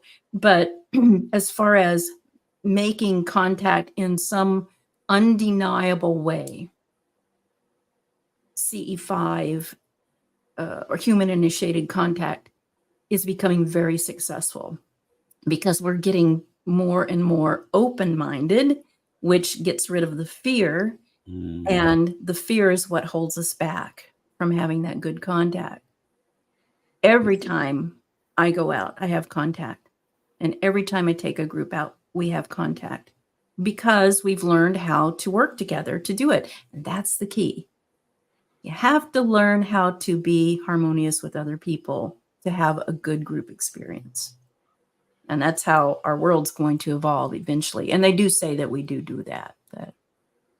So when we look at like channeling, for instance, does someone who is a channel, do they automatically already have the ability to contact via CE5, and then vice versa? If someone can manifest through CE5, are they open to being a channel as well? Every human being has the ability to channel. Every human being comes with an onboard operating system that has all kinds of great gadgets that most of them do not use yet because they weren't aware that they were in their onboard system. For instance, the pineal gland, that tiny little thing in the center of your brain, it's not there just as an endocrine, a hormonal pharmacy, if you will, which it is a very powerful one, but it literally is what I call the cosmic satellite dish. It's your radio transceiver. And when you apply certain physical practices to your body, like some breath work, like using your voice, chanting, for instance, or reciting, like the one we did in September, Kimberly Porth, one of my best friends, led the CE5s and I assisted. And one night we did everything in the Navajo language because we were out in the middle of a place that had it was a vortex of ancestral history from the Native American community. And so we honored that by chanting and doing practices of the Navajos, who have a very strong connection to ET contact. And boy, did we ever have great contact. So there are a million ways up that mountain. But as far as how the success rate is, it depends on you. It depends on how open you are and how high you are in your vibrational state. And can you sustain that? And can you help others do that? That's the whole point to CE5, I think, rather than it's fun to make contact with ETs and see the craft in the sky, and they literally are responding. Like when you signal with your laser, for instance, 3 signals and one signals back 3 signals, that's kind of undeniable. Or you say, hey, I see you going across the sky, but you could be a satellite, even though none of my apps show there's a satellite there. Could you do something really anomalous? And it suddenly starts going like this and then stops. That's pretty undeniable. But when you can get everyone coherent, where they're all feeling a very high vibrational state, that's when you can create something completely new and positive on this planet, and then join the cosmic community who lives that way, most of them in those frequencies and above. And that's the whole point to CE5, to making contact with these other civilizations. It's to break ourselves away from being attached to this rudimentary, irresponsible, greedy, selfish and ignorant way of life that most of us live here. Yeah, and I'm doing a show on this actually really soon. So I want to ask you this, because my whole, and I've talked to you about this earlier in the year, about doing something where we get a bunch of CE5 specialists together. So, and that is still my plan, because I still think that's the way to go. And the show that I'm going to do is based around that. It'll be on my personal channel, guys, Social Dig. So make sure you go over there, subscribe, hit that notification bell. But next week, the topic is, can we force a mass alien like contact, or ET contact, UFO contact? And the methods would be calling on channelers, CE5 specialists, and others that can make that direct connection. Mm-hmm. And I'm just feeling like, okay, I've heard of, a few people, or one person doing CE5. I've heard of a group of people, and I would assume the more people that are involved, the higher the energy. Like if you had 10 people versus 100 people who were tuned in on that frequency, I wonder what type of response you could get with that many people channeling or trying to manifest craft. Yeah. Like, do you think the success rate would get higher the more people involved? And the higher the number involved, and the more coherent that number becomes in the highest frequency that you can sustain as a group. We've done many. There have been many experiments about this. The Paralabs are always doing it. I did an experiment with Costa McCrease from ET Let's Talk several years ago, and it was called the Woodstock of ET Contact. And we did 3 days of getting together with people from all over the world over Zoom, and the star teachers came on and talked through me every day, and we did contact work. We raised the vibrational state. And literally, Paralabs registered the Schumann resonance of the Earth. The Earth's resonant field went up several marks, like very markedly during that time and directly after, while we were all in that high level. So the Earth's frequency changed because we had so many people doing the same thing at the same time. And they've done that before through other methods, but prayer, meditation, intention, and all that. So I know if we get a lot of people who are, in a lot of advanced people who are into contact work, CE5, if you will, coming together with the same coherence and intent, leading however many, hopefully millions of people who will be tuning in when we all do this, I think the sky's the limit, not to make a pun. Yeah. And so, and I talked to Kosa. He's actually a really cool dude. I think we may have talked about some of this too. Mm-hmm. But, so here's what I'm wanting to, because I know you've had a mothership sighting. So I would want to know, has there been a CE5 session that manifested something that big, like a mothership craft? As we got about a minute left till break. Yeah, there have been several at my own CE5s, and several at some of the advanced CE5 gatherings that I've been at. Sometimes we have called in, even this last one, what we call the big golden ship. And it's just this big, huge golden thing that goes across the sky really slowly. And there's nothing on our apps that show up, and everybody is affected. So that's just, that just happened a couple of weeks ago even. So. Wow. Yeah, because my whole thing is that, like even with the objects I saw, I still think they were drones from some sort of craft. Mm-hmm. So I haven't seen like a one of those motherships, and that's like on my list to see. And I'm just because I feel like, with those drones that they have floating around, that these motherships have to be somewhere nearby. They have to. They're there. You're just not quite in the frequency where you can perceive it yet, Rob. But you get in a group like that, and your energy goes up, and your state of consciousness becomes altered to that frequency, you're going to perceive it. You can't help yourself. It's there. Yeah. So with that being said, I want to see one, and hopefully we can make that happen. So with that being said, guys, don't go anywhere. We're going to go into this last break with our guest here, Debz Shakti, talking about some awesome stuff. CE5, can we manifest these things? Can we force a mass sighting?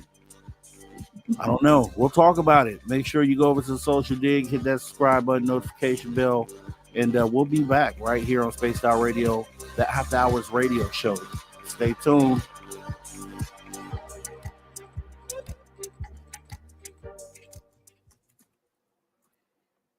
All right. Clear. All right, guys. And like always, let me go ahead and say hi to others that came in here. We got Jessica S. We got Applesauce, Cat Tongue, Hillbilly Herb, Fast Hemi stepped in. Sandra Heath, we see you. Let's see. I just saw someone else here. Okay, the Andromedan. Thanks for coming on in. And Joanne. Yeah, cloaked ships. Let's see. Mm-hmm. Amy WC, Damian Wyatt. Thanks for coming on in. Let's see. Colan Collins. Thanks for coming on in. Let's see. And if I missed any of your questions, like I probably always do, please repost those all in caps. I'm keeping an eye on them right now. Tim James has the right idea, saying, please hit the heart button. It improves the algorithm for Rob G. It really definitely does. So the heart button if you're on X, and then the thumbs up guy right here on YouTube, right under the screen, if you wouldn't mind doing that. And let's see. I'm loving all the comments. These are great. Yeah. They you know, some people love having their minds jogged and thinking through these processes, and I appreciate that. I appreciate when they get going like that. Erico Dion Viglione, appreciate you coming in. Richard Wilson, thanks for coming on in.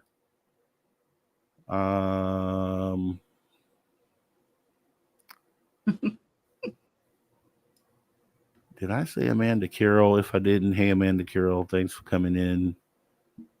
Bob Berkins, thanks for coming in. And I think that's it.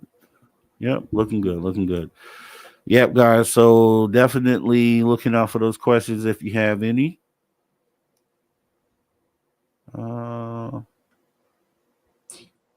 Maybe what is that? Hey, maybe we can initiate a CE5 to invite the ETs to come here and to chat. Yeah, all that. I was just going to say someday, Rob, we should do a show where we just let them talk, just let me channel and they can ask questions and whatnot, because they're always here. Like I said, the mothership's always here. They're all always here. We just have to raise our vibrational state. I could channel for hours and some people won't hear it or understand it just because they're in a different place. Doesn't mean it's bad or good, but most people who come into this show and interact with us like this, they're already there. Yeah, I agree. And we should do that. We have another date scheduled coming up. So that's what we'll do. I think that'd be fun. Yeah, definitely. Yeah. I think Travis Moose Dudes. I feel they are all pretty big crafts. Playing on the ground is pretty big compared to the sky. Truth and facts. Here I am. Hey, Rob, all you amazing space travelers. Yay, it's Debz Shakti. It definitely is. Kafunya Ife. Kafunya is here, and we appreciate you. So thanks for coming on in. It's a pleasure having you here. And let's see. Okay, I got that question, Amanda Carroll. Got that one marked.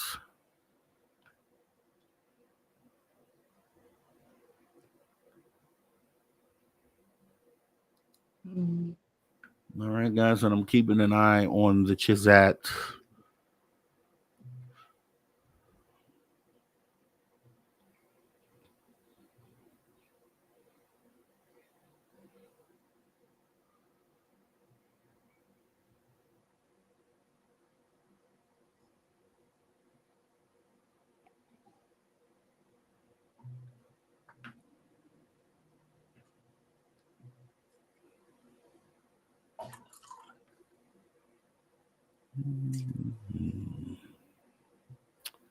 Let's see.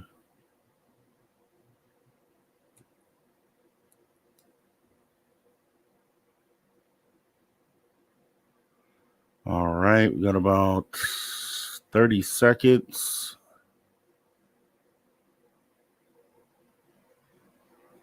Yeah, we appreciate that, Kira, bringing the light and happy vibes to you. That's what we always need. It's always great if you can do that. It goes a long way. Yes, ma'am. And we go about 15 seconds.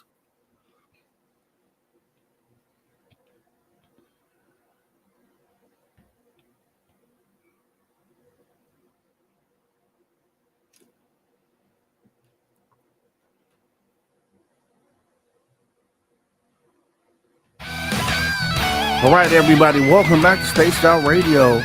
We are in hour 2, hour 1.5. We're on the back half of the hour with Debz Shakti here.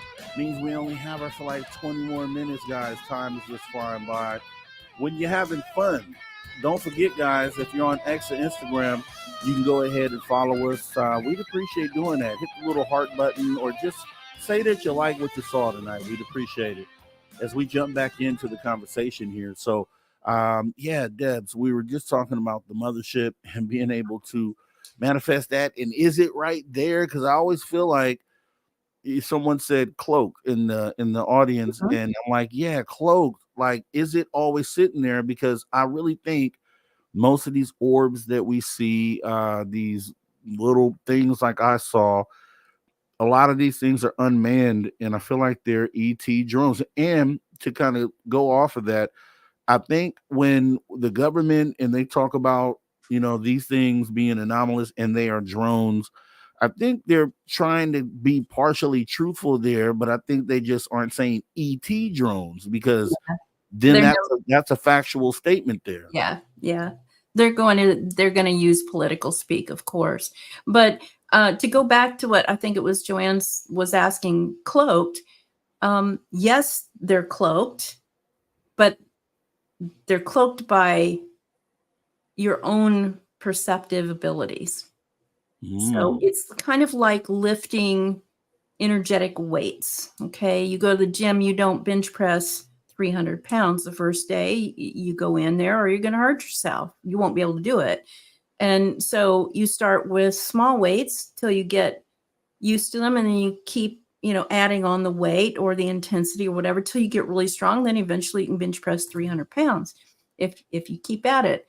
So it's the same with perceiving these beings and their vehicles, if you will. Although from my experience, most of the craft are also conscious.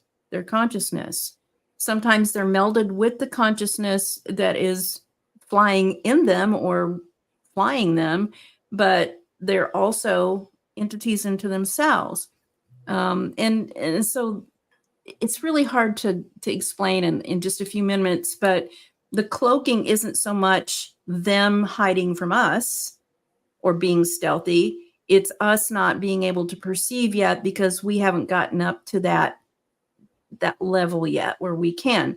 And there's a good reason for that. Human beings can only handle so much until they raise their vibrational state. And then the body, the physical spacesuit, begins to get upgraded so that it can capacitate that energy, that higher level of energy that happens when you are perceiving and interacting with these higher level beings, right? So, or you could get hurt. And I think that's what happens sometimes. Think about the Travis Walton story, for instance. Originally in Hollywood made it look like he was abducted and harmed and all kinds of things. And then come to find out later, he said that wasn't true. That's what the movie makers wanted to depict. And he was so wegged out because he didn't know anything about it when it was happening that he didn't understand it. But in retrospect, he said that he thinks that when he was running after that big ship that he saw, that light, he bumped into the field of energy that was propelling it, if you will, and it caused him to die or get close to death. So they put him in the ship and he, had to work on him so that he wouldn't die. It was not supposed to happen. And then they brought him back. So, and you hear about people getting, having a contact and having radiation burns or something. Look at Close Encounters of the Third Kind, that old movie that's so good, Richard Dreyfuss. There's a ship right above him. There's a light. He looks out the window at it. And then the next morning, he's sunburnt on one side of his face. So the body is only able to handle so much of the energy that happens in contact with these higher level interactions. So they're bringing up baby slowly, if you will. So they're cloaked only because you're not ready to see them yet. But you get ready to see them by self-initiating some of these practices to raise your vibrational state and open your mind. I like that. That makes a lot of sense. And it would explain why some people see them and some people don't. And because my sighting for sure, like I said, it was summertime. It was 12 in the afternoon, clear blue sky, beautiful day, 108 degrees. And as far as I know, I looked, and I still look to this day to see if anyone has come around to reporting.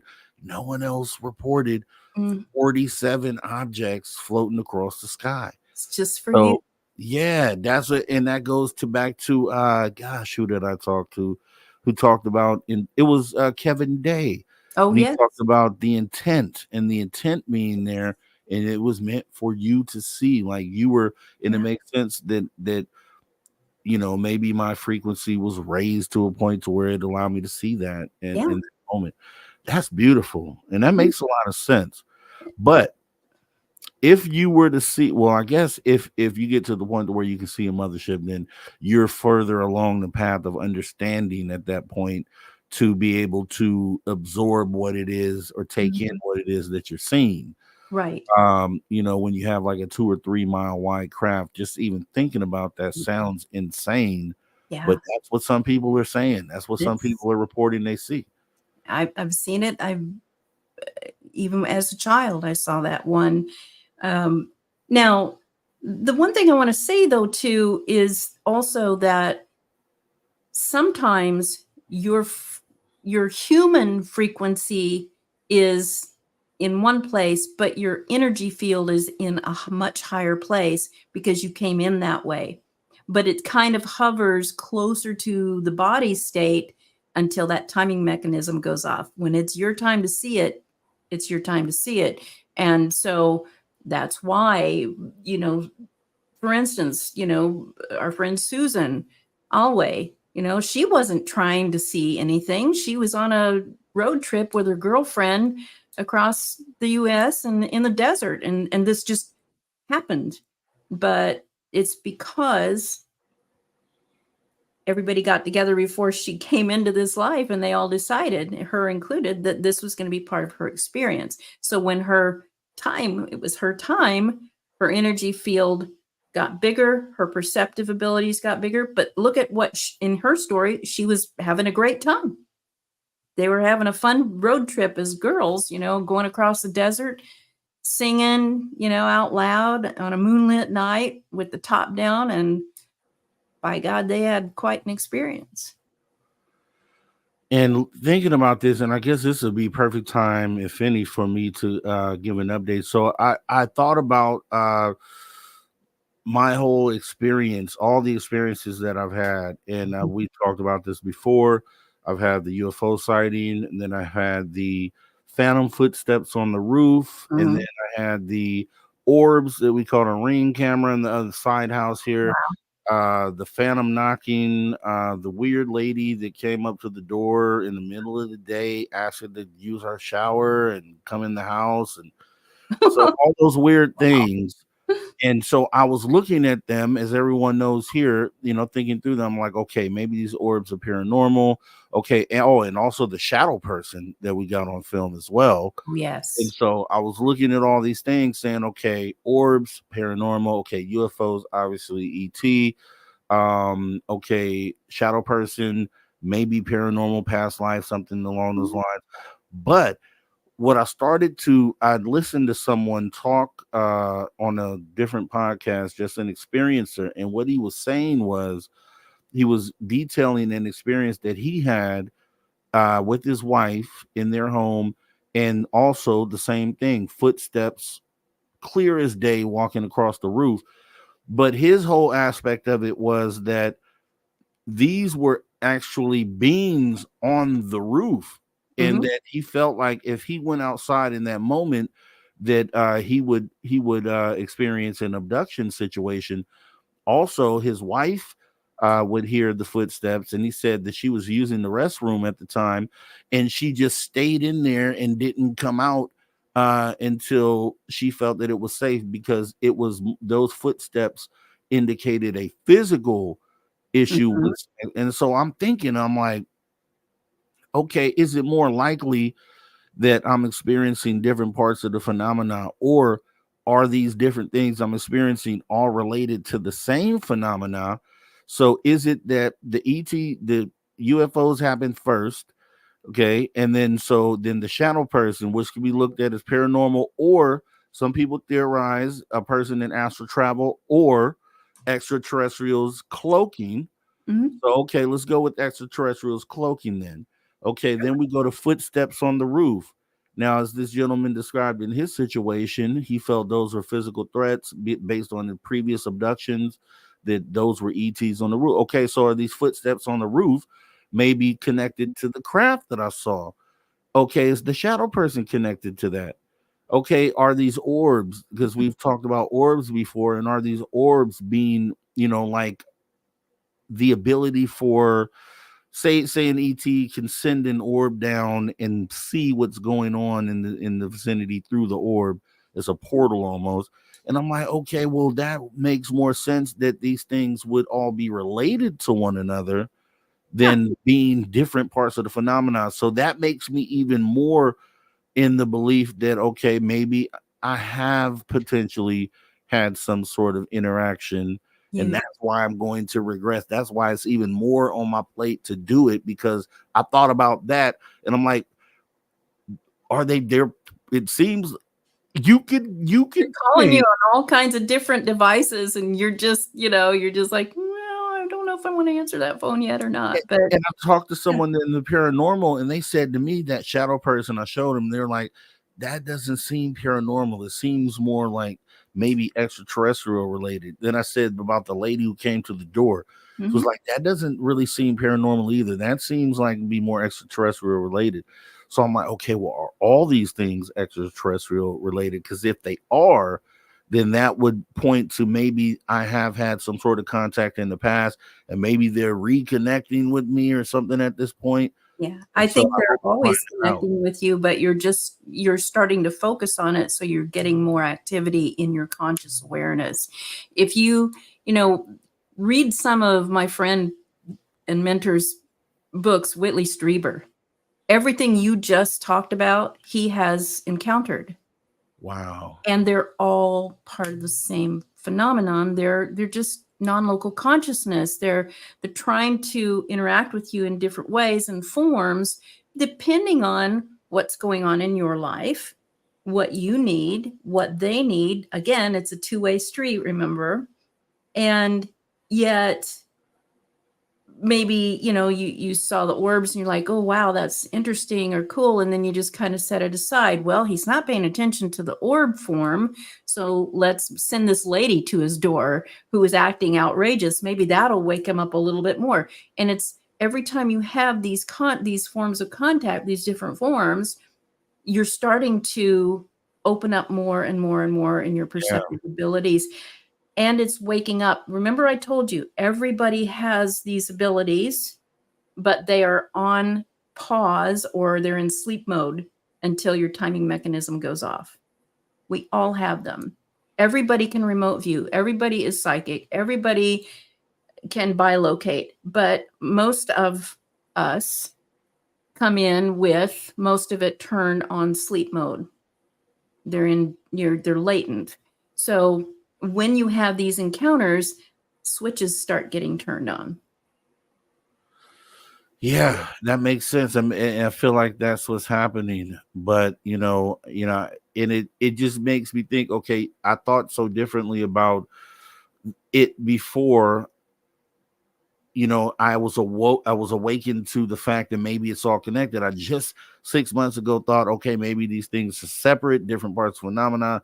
But now I'm like, okay, maybe they're all part of the same phenomena. Maybe these ETs have landed, they came back, they're on my roof, they've come. Because recently, I'll say this, I've had a dream, and I think I said this one time, like within the last month, where I was in bed and the veil between the being awake and being asleep was so thin that I would drift into sleep, but I would still see myself in bed like I'm still awake. And then something grabbed my leg, and then okay, it scared me. I kind of woke up, and then now I'm woke, but I couldn't really tell. I kept drifting back and forth to both sides, and the line was blurred. And I'm like, is this part of that? And I'll say this, I have to recalibrate myself often, because I want to make sure I don't jump over too far to one side and still critically think about this stuff. Well, sure. You have to be discerning, right? But be like a shaman. The definition of a shaman is a person who walks between two worlds, right? So it's all about balance. We're learning how to balance ourselves as infinitely dimensional beings, because we are. Yeah. Okay, so here's what I want to do too. Now, I got a good friend of ours that I want to bring up, because I'm going to read you some questions, but I want to bring our friend up here with us here, so that we can all just chat for a minute here, and that would be none other than Drew Banky. Hey, Drew. Good friend of Hey. I don't need to introduce you to you guys. No, that's my brother. That's my brother Osiris, actually.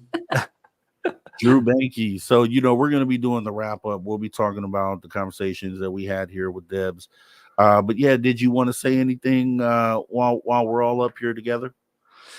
No, it's just like looking into a mirror. It sounds like one of my interviews. The words, phrases, and that's why I said it so many times with other guests. This is why we're good friends, because we're on the same vibe. Everything that you're talking about, I'm vibing with.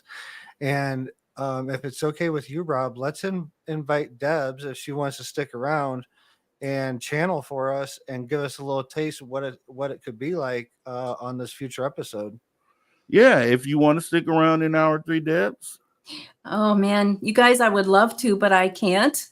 This time, dang, you hit me without notice. I would love to, but I have a husband patiently waiting for me out in the other room, and we have some stuff that we have to do. But I would love to do that at some point with you guys. Seriously, Drew, thank you for asking. But and I can do it anytime.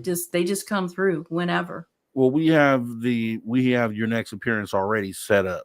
We have it scheduled, so we'll just go ahead and do it at that point. Let me run some questions by you real quick here. We have let's see. Okay. Amanda Carroll asked, how long will the hybrid program go on? Amanda, from what I understand, it will go on only as long as it's needed for what is getting ready to happen in our next stage of evolvement. So, and that's accelerating fast. The hybrid program is not only to help other forms of consciousness continue on, who have maybe taken a different tack than we are, or than other people, other civilizations, and their civilizations may be dying out or can't sustain themselves on their planet, and they need to work at being here. But really, it's mainly for our benefit, so that we can be fully interactive with these beings in physical form on Earth as we move up the food chain. Okay.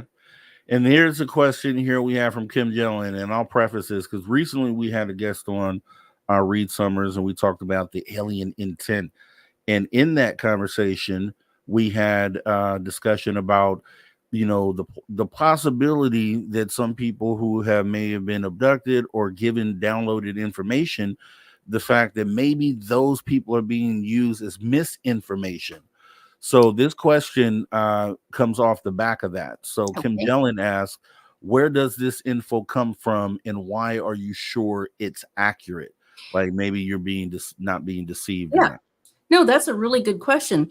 It's coming from the beings who are in the frequency that is near or a match to the frequency that I'm in. And so we're understanding of each other. But it's accurate for anyone who is in that range. Those of you who are listening right now, you're not here by a mistake. You came here tonight to actually interact and hear this. And Kim, you came here to ask a really good question. It's not accurate for some people because that's not where they are in their evolvement, which means they're in a different layer of frequency. So, but I can say that the information I have it's very accurate. It's been the things that they tell me are playing out. We think about, who was it? Nostradamus. He wrote all of these volumes of information that didn't make a whole lot of sense. And over the millennia, over the centuries, we're starting to find out they're all coming true. Edgar Cayce, same thing. In his time, most people, it wasn't relevant for, but now it's really relevant for a lot of us. So that's the info is coming from the quantum field, which is you, Kim, it's me, it's Drew, it's Rob, right? So it depends on how much of your inner self you want to listen to and believe. I freaking love it. Love I love it. Excellent. I don't know what I just said, but it just came out. So there you love go, it. Drew. Channeling happened. So I love it.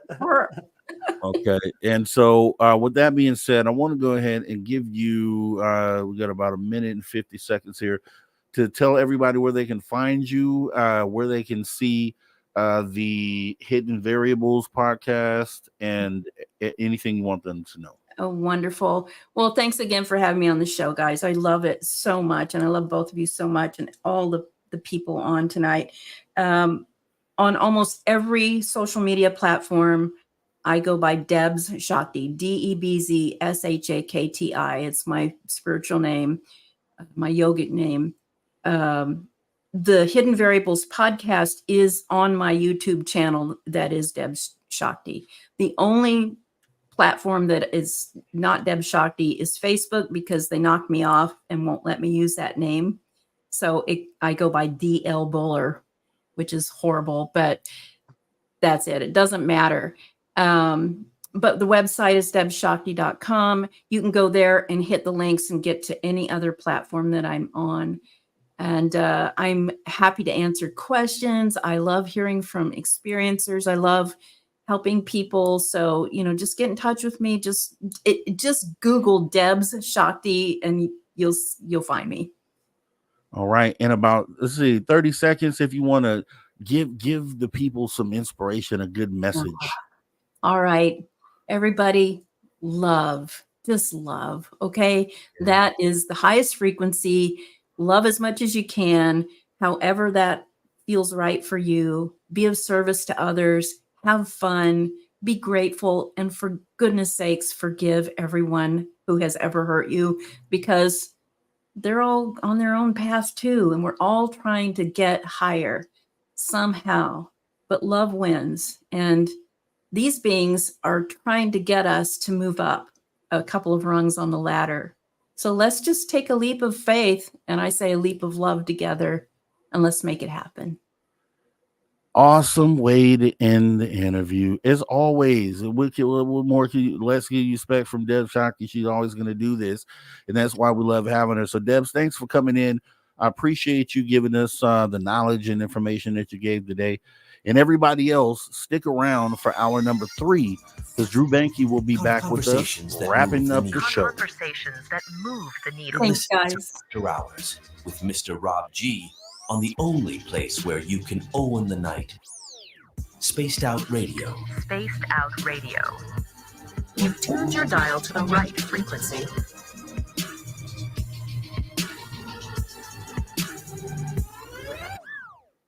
All right, clear, and we will see you guys back right after this break.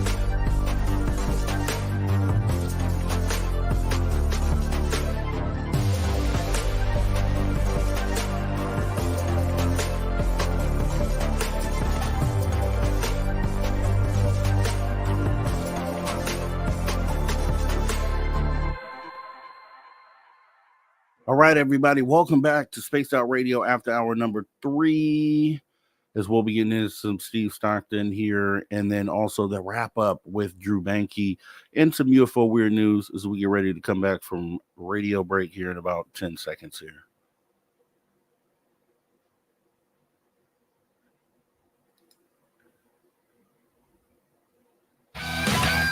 Welcome back to Spaced Out Radio after hour number 3 with me, your host, Mr. Rob G. It's going to be an awesome time here as we go ahead and jump into some Steve Stockton. We got Drew Banke with the wrap up and then some UFO weird news. You don't want to go anywhere. It's going to be an awesome hour 3.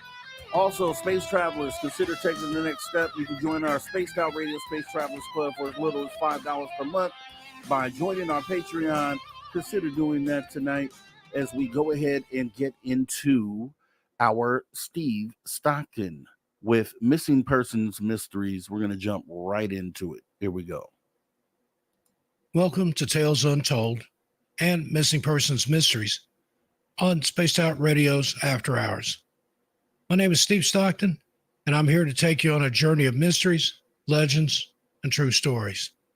Come, join me on this strange adventure of Tales Untold and Missing Person Mysteries. My daughter's experience. My family and I were camping at the end of June of this year. It was my husband, our daughters, a son-in-law, and one grandchild. Everything was great. We had a spectacular time. About a month later, after the trip, my eldest daughter, who was in a tent by herself, told me about an experience she had while we were in the woods.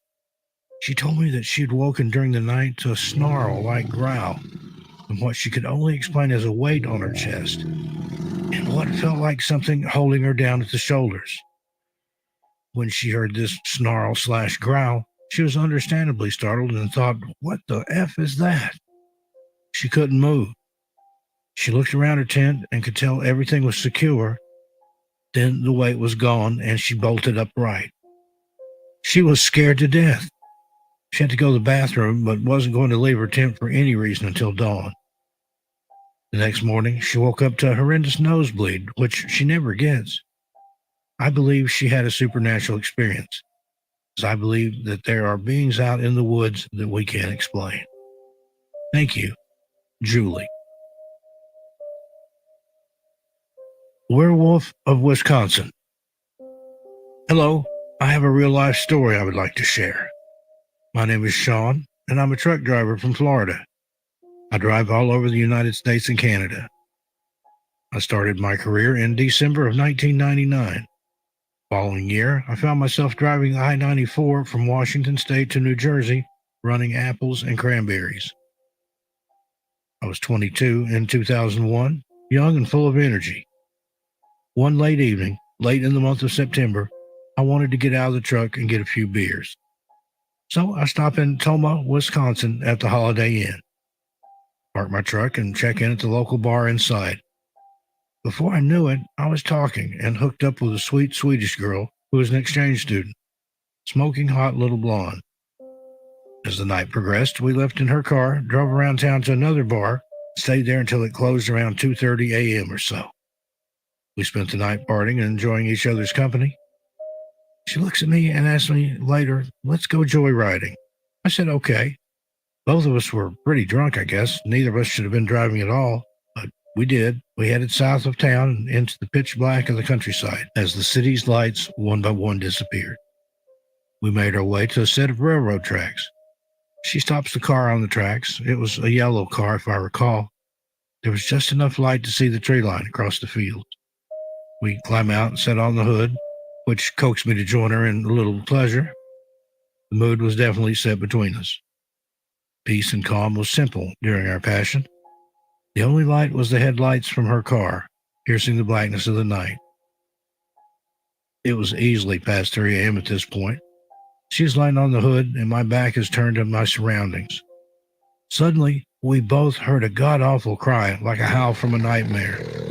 It was louder than any lion and a measure of equal size, piercing the inner core of us both. It literally went through me. It definitely snuck up on us. My blood instantly ran cold. I went stone sober, my heart frozen in pure and utter fright, true and pure fear. I could feel whatever it was breath on my neck. I could hear its breath as I froze in my position. She leaned up, very slowly looking over my shoulder, and I could see the reflection in her eyes of the beast. Blood-curdling scream came next as we both ran for the doors of her car. I was driving and in full reverse with her beside me on the passenger seat. We raced to an intersection, flipped the car around back to Toma we went, with dirt and gravel flying and the rubber burning. She was begging me not to drop her off at home. She was beyond frightened to death. If our hair would have turned white, it would not have been a shock to me, as I was equally frightened with her over the whole encounter as well. We went back to my truck until daybreak and awoke in each other's arms. I will never forget that night, nor the beast that hunts the countryside. A short term later, I ran across an article called The Beast of Bray Road. Strange stories, legends, folklore of werewolves or dogmen. I can honestly say I will not go on the countryside at night to this day. It scares the hell out of me. There's something out there, and it's no house cat. I only have a fear of God and what I survived with that deadly nightmare. I'm a strong man, God-fearing, growing up in the North Florida woods and swamps, hunting and such. It was no normal animal, but something else. Deep in my heart and soul, I believe we were lucky and survived an attack from a werewolf. I'm not a coward, and I'm not scared to say that the legend is true. Watch your back in the North Woods. Don't ever trust the dark around you. P.S. It's all fun and games until it happens to you. I don't laugh at people's stories now because this was mine. My heart goes out to the missing and the disappeared ones and their families. You're not alone. Signed, Sean. Translucent Entity Encounter.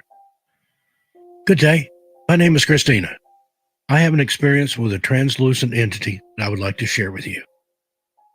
My main concern is seeking answers to what exactly I've witnessed while at Lake Giacomo on 2 separate occasions, the second one being dark energies or black/gray orbs. The first incident was right around 4 years ago.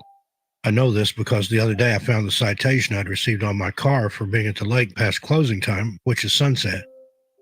Finding it brought the feelings I had experienced that night and for several months, even years afterwards, back to me.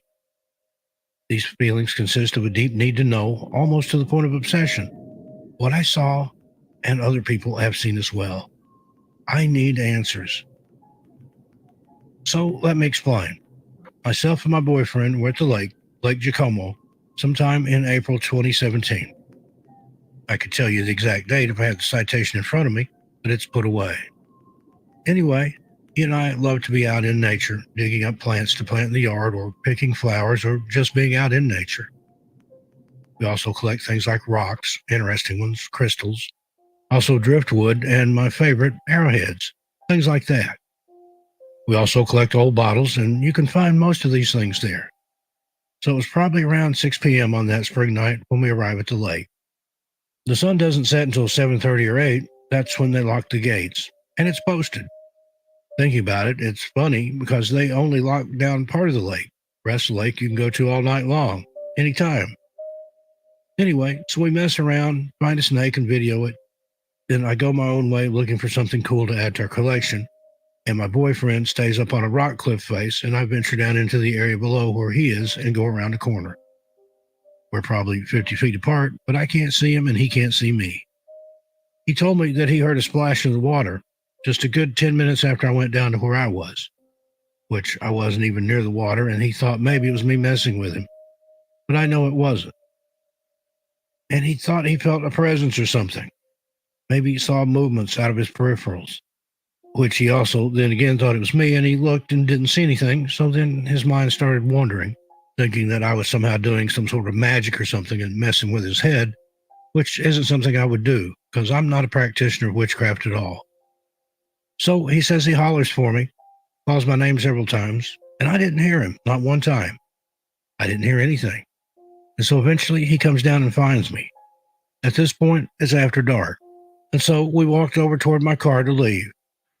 Before we go, though, he decides to go down to the water to do whatever it was he wanted to do. That's when I found the citation on my car for being there after curfew. which I just found again the other day, and it reminded me of this whole thing all over. My car is parked roughly 45 feet down off the road. The road is on a curve with a guardrail.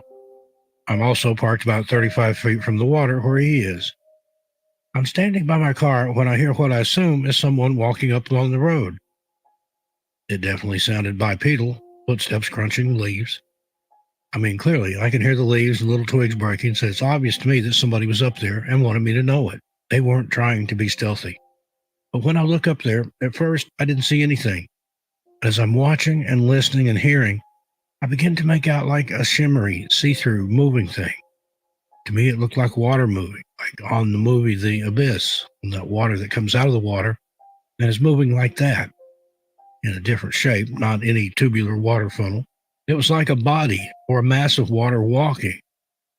And when I say walking, I mean I could see its movements, and it was seemingly moving forward in a walking fashion, and it was crunching the leaves as it did, so telling me that it had mass and some weight behind it, even though it was practically invisible. By practically invisible, I mean I could see it, but it was definitely clear and see-through. If it wasn't moving, I might not have seen it. In what seemed to me to feel like almost a state of shock, like my mind was denying what I'm looking at, trying to make sense of it, there was nothing I could compare it to that I've ever witnessed before, besides on the movies. I could see through it, and I had to really focus, and I'm like, am I really seeing this? Is something walking up there? I could see it moving. Like you can tell when something's moving. And it's just enough light behind it coming from the streetlight that I could see it shimmer as it moved. And I'm sure no more than a minute or two goes by, and my mind still isn't sure what I'm looking at, and is still in denial. It seemed to be about 10 to 12 feet tall, I swear, but I'm not the best judge of those things. So I kept looking, trying to figure out what it is I'm looking at, and I'm hearing it, and it's definitely walking. I could totally hear it and see something, and I'm about 45 to 50 feet down from where it is. It wasn't trying to be quiet, so it wanted me to know it was there.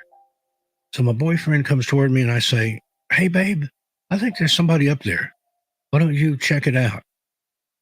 My boyfriend is bold and pretty much fearless, and I know he can handle himself, and at that time, I didn't feel there was any danger, or I wouldn't have sent him up there. So he walks up there. I didn't tell him what I was thinking or what I saw either, because I wasn't sure at that point, and I didn't want him to think I was crazy, and I also needed some personal confirmation that I'm not crazy. So he goes up there, checks it out, goes back down, and I ask, "Was there somebody up there?" He's like, "There was something up there," and my stomach just drops. And I'm like, "Oh my gosh, I'm really not crazy, and you saw it too." And he's like, "Yeah, I did." I said, "What was it?" He said, "I don't know exactly." And it just stepped over the guardrail and was gone. At that point, I'm like, "Okay, let's go." We get into the car and we leave. That's when I start getting really freaked out for some reason. I don't know why, but I became overwhelmingly scared right then because I didn't know what it was, and he confirmed what I thought I saw. I really saw, and I felt like there was no denying it. I really did see it, and it scared me. There was something invisible walking and watching us, and clearly it wanted us to know it was there. All right, that is Steve Stockton. Tales Untold Missing Person Mysteries. We want to thank Steve Stockton for being a part of the After Hours radio show here. And I always say Steve Stockton can read your water bill to you and make it sound suspenseful and spooky. So shout out to Steve Stockton. Appreciate you as always. We're going to go ahead and jump into the After Hours wrap up. That means it's time to bring our guy back in, Mr. Drew Banky.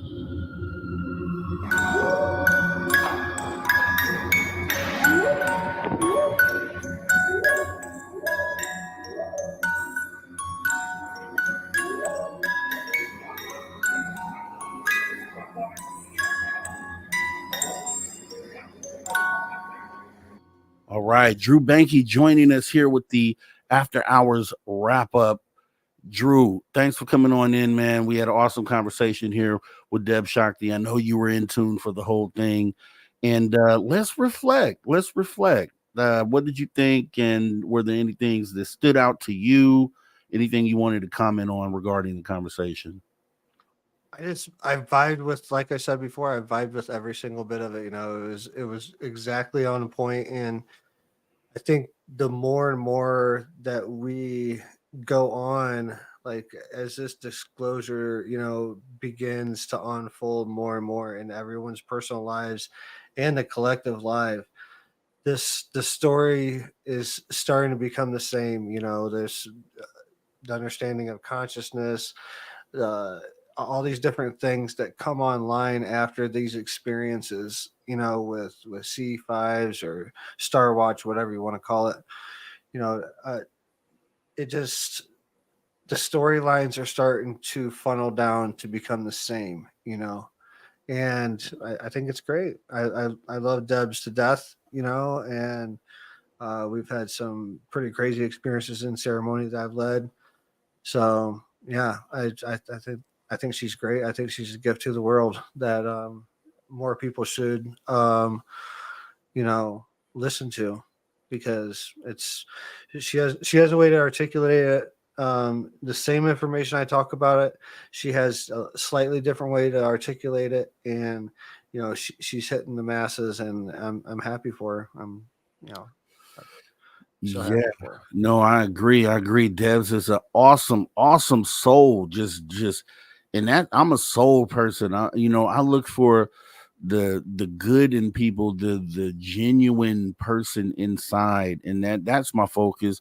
Not about what you do. It starts with the person that you are first for me, and that's how I connected with you, and I get the same energy from Debs. And I think like energy, when you get that, when you have a chance to share that energy with other people, like it's mandatory that we do so. So that's why Debs is frequently on this show. The conversations are always awesome, and there's always you walk away with a good feeling. And I was didn't know that she had the Hidden Variables podcast over there. So I'm glad we got to put that out there. So make sure you guys actually go and subscribe to Debz Shakti over on her channel. She said it's under Debz Shakti, but the show is Hidden Variables, and she got some awesome stuff. Awesome guest over there as well. Really good I'm conversation. on there. I'm in the archive over there, so go check it out for sure. Yeah, Yeah. we talked about during the conversation tonight. One of the things that I didn't know we were going to go heavily into, but I'm glad we did, which was the whole hybridization thing, right? Because I've always looked at that. I've had questions, and I still have questions. But you know, she put forth a great theory on the fetus inside the mother's womb being connected, and we obviously know connected for nutrients and things like that through the umbilical cord. We know that, but then just to put forth the idea that the umbilical cord potentially is like a two-way channel there for the mother to receive information, and then for the baby as well. And then we talked about, I brought up the whole Neuralink thing, because I'm like, okay, well, if it's a two-way street there, are you able to feed information into that baby potentially as it grows? And she's like, yes. And so we went a little further and talked about the Neuralink aspect of that, because if you have some sort of digital interface, like there are a few people out there right now who have Neuralink chips in their brain, and so would it be possible for someone to interface with that, and then to send data to the baby? And that's Of just course. bananas to even go down Of that path. course. I've talked about it before about binaural beats. Binaural beats for yourself. You can rewire your own, being, but you can also, conscious parents. It starts at conception. That child's life starts at conception, and I'm not getting any abortion, pro-choice or anything like that, but it starts at conception. Every single thing that happens uh while after that baby's conceived, at every single moment it's absorbed. That's why you hear people talking about playing Beethoven for the baby, things like that. Yeah. But I think the way what we should be looking into more is binaural beats. Certain frequencies and tones played over and over in a repeated time can not only rewire yourself. You know, I used to talk about this. I haven't talked about it in a while. I should, you know, I'm glad we're bringing it up now. But having binaural beats when you sleep, you know, depending on what you want to work with, you can look up, you know, you can look it up on YouTube for free, you know, whatever binaural beats, whatever chakra you want to focus on or whatever, and play that binaural beats while you sleep.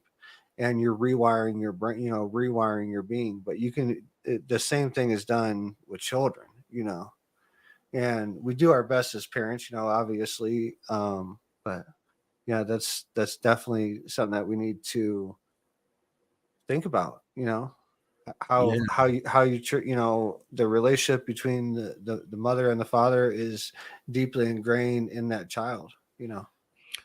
Yeah, yeah, and you know that's really deep, you know, because I went even a step further and looked at it like, okay, well, if that's the case, if it's potentially possible on some futuristic level to be able to interface through the chip, the Neuralink chip, in essentially program this baby, like she stated, like super soldiers. They talk about super soldiers, things of that nature. Like, is, you know, a future where, is there someone in a room somewhere, in a back room, that has thought this process out? It was like, yes, we, you know, the further we go down that path, we'll get to a point where we can literally program, you know, human beings before they come out the womb for nefarious purposes or for great purposes.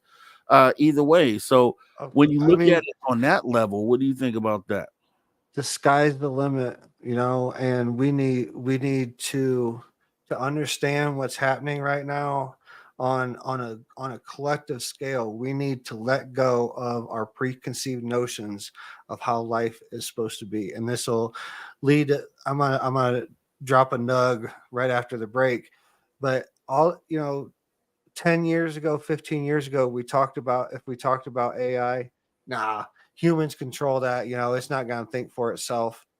It's self-correcting now. It's given, AI's given itself more time when it's given a certain time perimeter by the humans who made it to do a specific task. If it doesn't complete that task in an amount of time, it gives itself more time. It's starting to think on its own. 10 years ago, we wouldn't even conceive that. You know, what's it going to be like? What's going to be like in 2035 when 75% of of the world is running off electric cars? You know, we have to let go of preconceived notions of how life is, because we are evolving. And this is going to lead us right into this nugget I'm about to drop after the break. Yeah, yeah, that's awesome. And you know, I might be on to something. I might have to actually write the screenplay for this, man, because it sounds like a really good movie where in the future, you know, we've been fully ingrained with this Neuralink chip, and now we can hack in and program babies at from the beginning to either be, you know, slaves of the system like we already are, but just, you know, where, because if you look at it from a nefarious standpoint, it could be a situation where they kind of, you know, put in some code that blocks your ability to ascend, and then all of a sudden Same thing's been already been going on, but it's been going through social media, yeah, TV, and everything. It's evolving though. You're right. It may be you know, Neuralink or whatever. You know, it could be something else we don't even know about yet. You know, yeah, they could be Neuralinking us just from a color or a certain phrase or something like that that they put in the background that they're playing, that they know that most of the world will watch. You know, like the presidential election or something like that. In the background they may be playing a tone or something like that. Who knows, man? It's the sky's the limit. That's all I gotta say. We have yeah. to go ahead. Yeah, no, a great comment. We're going to be jumping in some more of this talk after the break here, right here on Spaced Out Radio. You guys don't go anywhere. We're in the after hours wrap up at this point.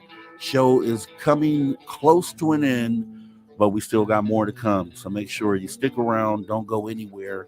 We'll be back right after this break, right here on this After Hours radio show on Spaced Out Radio.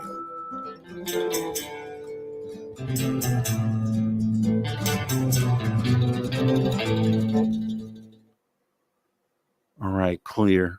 And just to address the comment, Resident said, listen to yourself, programming babies. Hey, I know that's far out, dude, but what I'm trying to say is that if the evidence of being able to transmit data through a chip that's interfaced with the brain is being done right now. And so you figure if a baby is receiving information from the parent and it's a two-way street, the information, and we know we have evidence of that being the fact. When you play music, do all those things while the baby's in the womb, there's been studies that shown that actually, there's some things that happen because of that. So with those two things being known, then I don't think it's too far off to think of a point where you'd be able to essentially program somebody. You're becoming a cyborg once you put the chip in your brain, essentially. And once that improves the tech for that, I think the sky's the limit on what they could do through a chip like that. Is it likely? I don't know. But it seems evidence points towards that being something that might be plausible down the road. So yeah. And Drew, so we're on break here. What do you got? You got something, anything you want to share since we're on break, or anything good? I can share. I've been filming with Homestead Rescue. I can't share anything else, but I can share. I've been filming with Homestead Rescue for the past 3 days out of the past week. I've been filming with them yesterday and day before, and then a couple days before that I filmed. So be on the lookout. I will be back on Discovery Channel soon. Yes, that's what I'm talking about. That's what I'm talking about. Okay. So you guys, you already know Drew was on Homestead Rescue previously, and you should go and check that out if you missed that episode. Awesome stuff. You get to see, you get a look into Drew's family, man. You get to see all the beautiful kids and his wife, and it's a cool situation. Kind of highlights the work that Drew does, that he talks about here a lot. He talked about on the Ian Bick podcast, which if you haven't seen that, you definitely should make sure you go to Ian Bick's page and check out Drew's interview over there. And being able to get these positive messages out to the masses is the goal, is the end goal. So whatever means that means, to make that happen is always a beautiful day. So keep crushing it, Drew. Keep crushing it, buddy. Man. It's they got a few more days of filming and everything. I think we'll probably go back for the last day, but yeah, it's it's another homestead around here that needed help, and ultimately, get the nitty gritty of it. It's just showing them love from the community and let them know that there's a community here and we got your back. So it's gonna be good. I don't know when it's coming out, but I will let y'all know. It'd be good. Yeah, and just put some positive energy out there, because there's some things that I'm involved in that I'm trying to bring to the public as well, that could or could not happen depending on the energy that's out there in the world. So guys, put that positive energy out there to manifest this thing to come, because I think if this thing does happen, it would be something that I think is going to have an effect on people. So cryptidly said, but just put the positive energy out there. I will say this: I better receive a text pretty soon on my phone explaining what's going on right now. Oh yeah. You're gonna get that for sure. I thought maybe you were in the loop on this, but maybe not. I don't know, man. Yeah. There's so much going on. It's just a whirlwind. Like nowadays, man, it's just a whirlwind. I got to take my kids out on set the other day and show them around and show them off, and yeah, it's just, I don't know, it's just amazing, Yeah. Amazing times. Is always awesome to be in a position where you can spread positive energy, man, because there's so many roadblocks out there that try to snuff out, the positivity and replace it with the negativity. And, And when it's right, it's backed up by the universe, and that's the bottom line, man. Like if I tell everybody, like everyone has a dream, and put forth the physical energy towards it, and 10 seconds. when it's the right time, the universe will let it go through, man. That is facts. That is facts, guys. As we get ready to come back from our radio break. I got a good one about evolution. All right, everybody, welcome back to Spaced Out Radio After Hour 2.5. Once again, we are on the home stretch.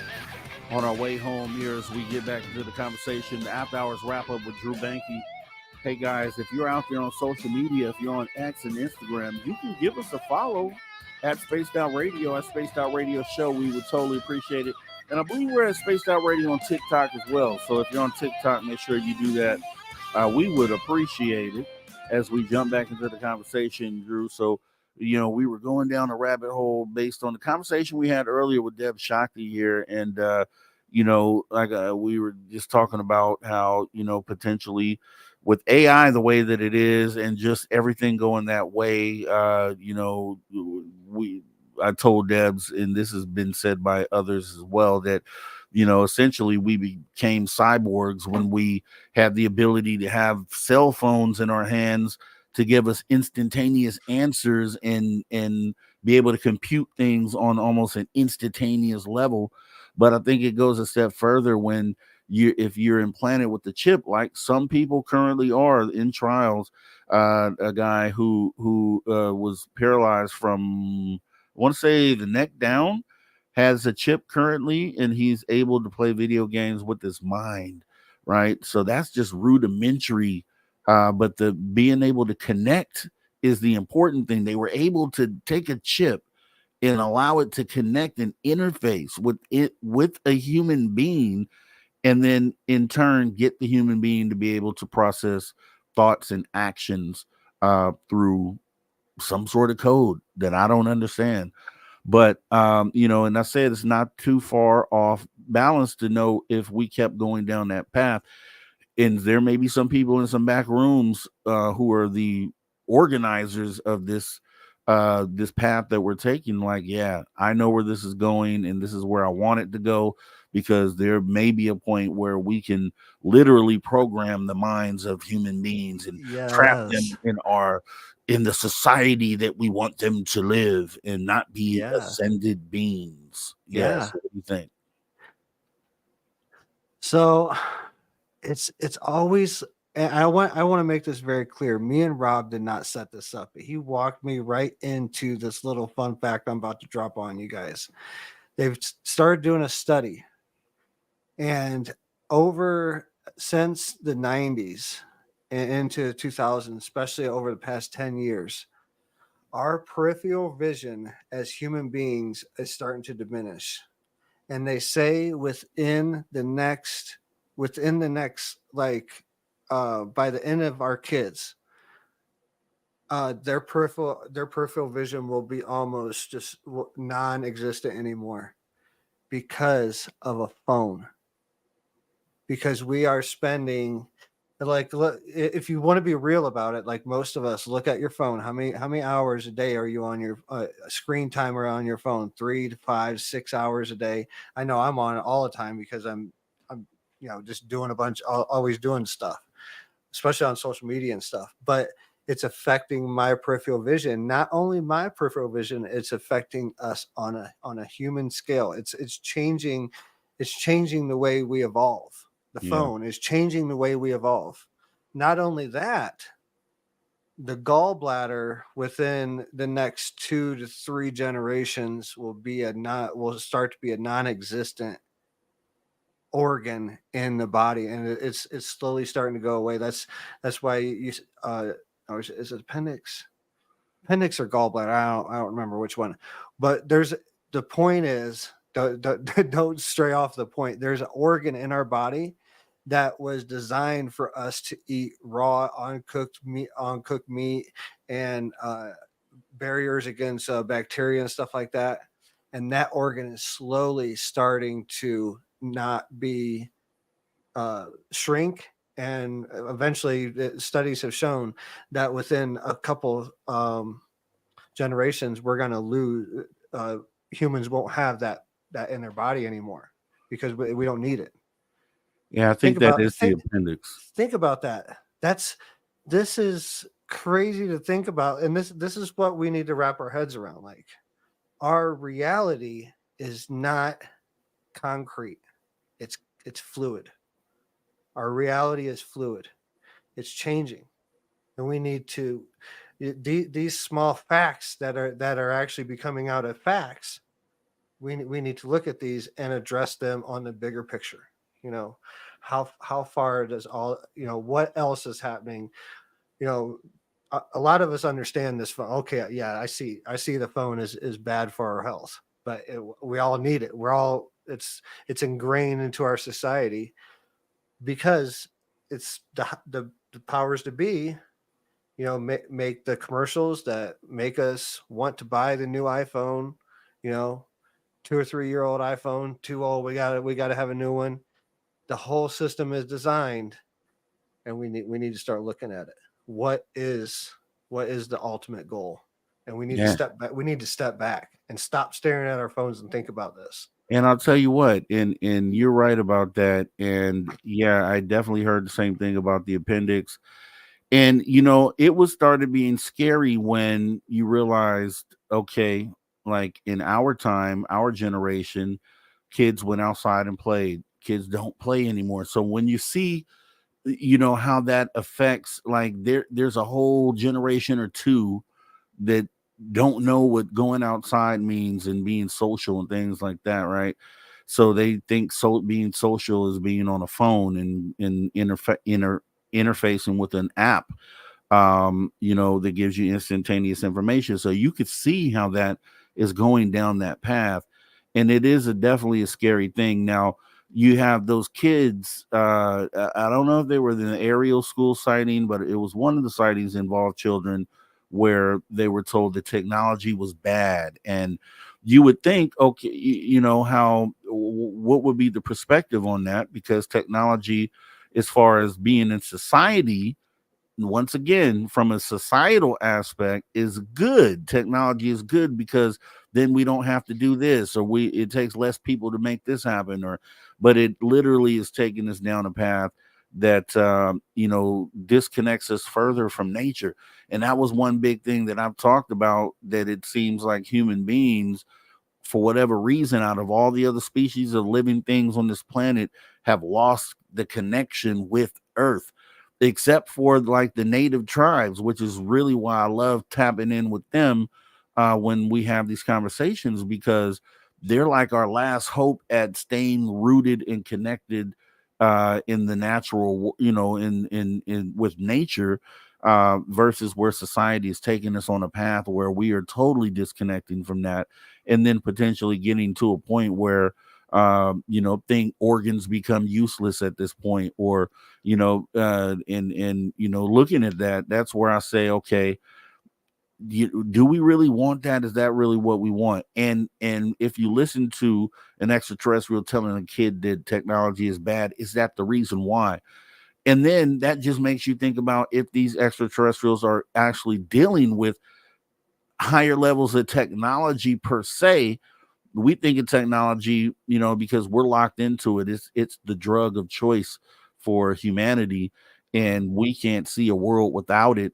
And we want the best and better and better and better every year. So we assume that these extraterrestrials are on a technological path as well. And maybe they're not. Maybe it's more just spiritual. And that would make sense on why you have people who have said they've seen the inside of spaceships and that there's no interfaces in there. There are no tools or buttons or any of those things. And you supposedly control ships with consciousness. So does it say that these ETs have actually moved away from technology in the way that we think of it? and they're on a whole different path. And actually, technology is the thing that would, take humanity to the brink of non-existence. Wow, that's deep right there. That's deep. What you think about that, Drew? The sky's the limit, dude. The sky is the limit, and you have to let go of preconceived notions moving forward, because, and is AI bad? Is AI good? I don't know, but AI is here. Is Neuralink bad? Is it good? I don't know, but it's here. And it's serving a purpose in this time, because for one, it's sparking this conversation here and many others. So I think we're doing the work by hacking through it, by bouncing ideas off each other. It's too deep for me to really comment on my thoughts on it right now. Like I don't know. Yeah. I think 2 million years from now, where we're at right now, if fast forward 2 million years from now, I'm pretty sure I have figured out time and space travel, and I would come back here and watch myself at this time. I'll leave it at that. Yeah. So looking at this, Drew, just to kind of wrap this up, because essentially what we're doing in this moment and what we do on the show, period, conversations that move the needle, means that you're having conversations that stimulate your mind, to stimulate your brain, mental gymnastics, mental exercises, exercising the brain, right? Whereas if we, there could be a time where, and probably will be, because it's technically already here, where instead of thinking, like, we're so enthralled with things being easier for us to do, and we're happy to go down that path, even though that takes away your faculties. And so you get to a point to where AI thinks for you instead of you having the thought. Then you no longer have mental exercises, and so obviously that's atrophy when it comes to the brain. And then where does that take you? It just doesn't seem good. Doesn't seem like a great path, even though technology is fantastic in some aspects. The downsides to it, knowing what we know now, it makes sense that kids would have been told that by extraterrestrials. Technology is technically a drug, and it's probably something we shouldn't be on. But with that being said, literally losing our peripheral vision, like literally it's being programmed out of us. Like, we're not just losing it. It's not part of our evolutionary path, where it's being programmed out of us. Yeah, and like I say, it's a rabbit hole, man. And that's the cool thing about being able to have these conversations, because we can talk through the stuff and we can go down the path to the edge, see what that looks like, and then come back and have a conversation that takes us down this other path. And that's how you work through getting the answers here in this life and dealing with phenomena that we're dealing with. So with that being said, Drew, appreciate you coming in. We're going to go ahead and get into the UFO weird news. We're going to do this again tomorrow, as we have our guest Lala Bright and Science Bob coming in together. Orbis Paranormal. We're going to be talking about some good stuff, so you make sure that you guys are here for tomorrow's show, and with Drew Banky for the wrap up. Drew, thanks for coming in, man. See you, Rob. Take care. Later. All right, guys. So with that being said, that was the After Hours wrap up with Drew Banky. Always a great time. Love bouncing stuff off of Drew. He has a great perspective on things as well. And so we're going to go ahead and get into I think I have some weird news for us. So let me go ahead and get our news playing here. And here we go. Ladies and gentlemen, can I please have your attention? I've just been handed an urgent and horrifying news story. I need all of you to stop what you're doing and listen. All right. The UFO and weird news of the week. We have a few stories here. We'll get through as many as we can here. But the first one is going to be paranormal experts debunking video of ghost soldiers at Gettysburg. So I'm unaware of this story.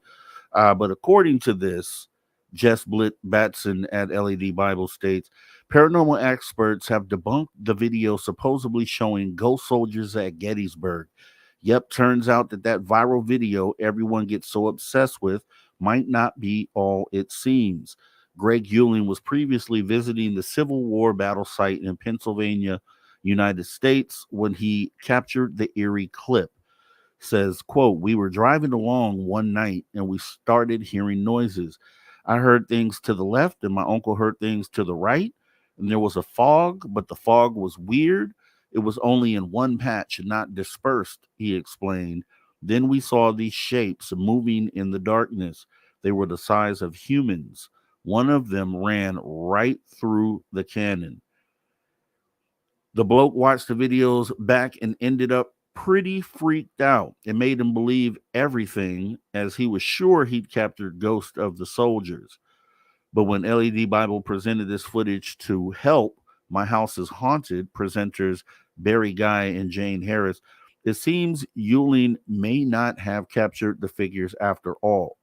Investigator and technical expert Chai says he watched the video several times before coming up with a logical explanation. "These are not spirits," he begins. "Despite Gettysburg being rife with history and loads of paranormal stories over the years, I think what I'm seeing there is moisture on the windscreen." Yeah, pretty underwhelming. Guy explains that the video seems to be from the inside of the car and it appears to be foggy. Quote, "There's definitely moisture that seems to be running down the face of the windscreen," he explains.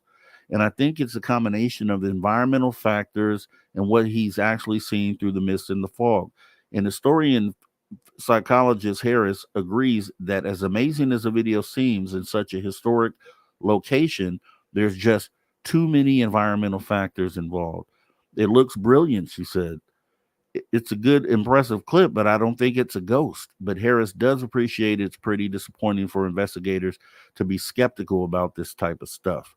"We will see so many photographs of video clips, and especially, obviously, now with mobile phones and these, people are recording their own thing all the time," she says. Well, there you have it. Those ghosts at Gettysburg aren't really ghosts, at least not in that video anyways. If you do want to see Guy and Harris in action with what they believe to be actually ghosts and spirits, a new season of Help, My House is Haunted just started streaming on Discovery Plus. It sees the pair, along with psychic medium exorcist Ian Lawman, go above and beyond to solve some of the most chilling and challenging cases ever documented on TV. So it just shows you, sometimes we think we see things that really aren't what we think they are. And so vetting is always a good thing to look at as well. Next story I have here, if we can get through this. Do we have time? Yes, looks like we do. Okay, woman discovers person has been living underneath her house and comes face to face with them. She shared her findings on social media after finding their belongings under the house. A woman couldn't believe what she found beneath her house while cleaning up the outside of her house. Owning a home comes with its own challenges, such as the mortgage, maintenance, and taxes. Just a few of the headaches on offer, but you wouldn't expect a random person staying under your home to be a particularly common issue among homeowners. But for one American woman, it came as a shock when she discovered that the small hatch leading to the crawl space under her house was unlocked and open. Naturally, she investigated and posted her findings on both Reddit and YouTube. The woman is known as a U-Spring chicken on the former social media site and explained how she found the stranger beneath her 113-year-old house in a thread. Quote, "I don't think it's been slept in super recently. It would be a serious risk for them, and it's been very warm. I do think they access it to access their belongings at least weekly. The opening had no cobwebs inside as well," she began. Having said that, to the left, there were more items and a backpack. Maybe the things belonged to different people who had the same idea, adding that the bag had a head-shaped dent in it, She theorized if it could be a place to sleep or just storage. Either way, she was not the biggest fan of the discovery. The Oregon-based woman continued, in my defense, I didn't know because I struggled to hear. The house is large, and I don't spend time in that part of the house. I'm gone a lot. I have a day job, and I restore old cemeteries as a hobby. And I'll be gone up to 12 hours a day sometimes. When I get home, I'm usually exhausted and sleep hard, she revealed. The Reddit user then shared in an update that she had left the stranger a note with some cash in the space, which may result in the person knocking on her door. Eventually, the stranger did exactly this, as the two came face to face and spoke about what was going on. Her name is Gabby, and she's in her late 40s, she revealed. She said she only sleeps there occasionally, maybe once or twice a month. She said she never uses flame under there, and she mostly just keeps her things there. She apologized for not asking. Through their conversation, the homeowner found that Gabby has issues with her mental health and cannot afford to live with someone.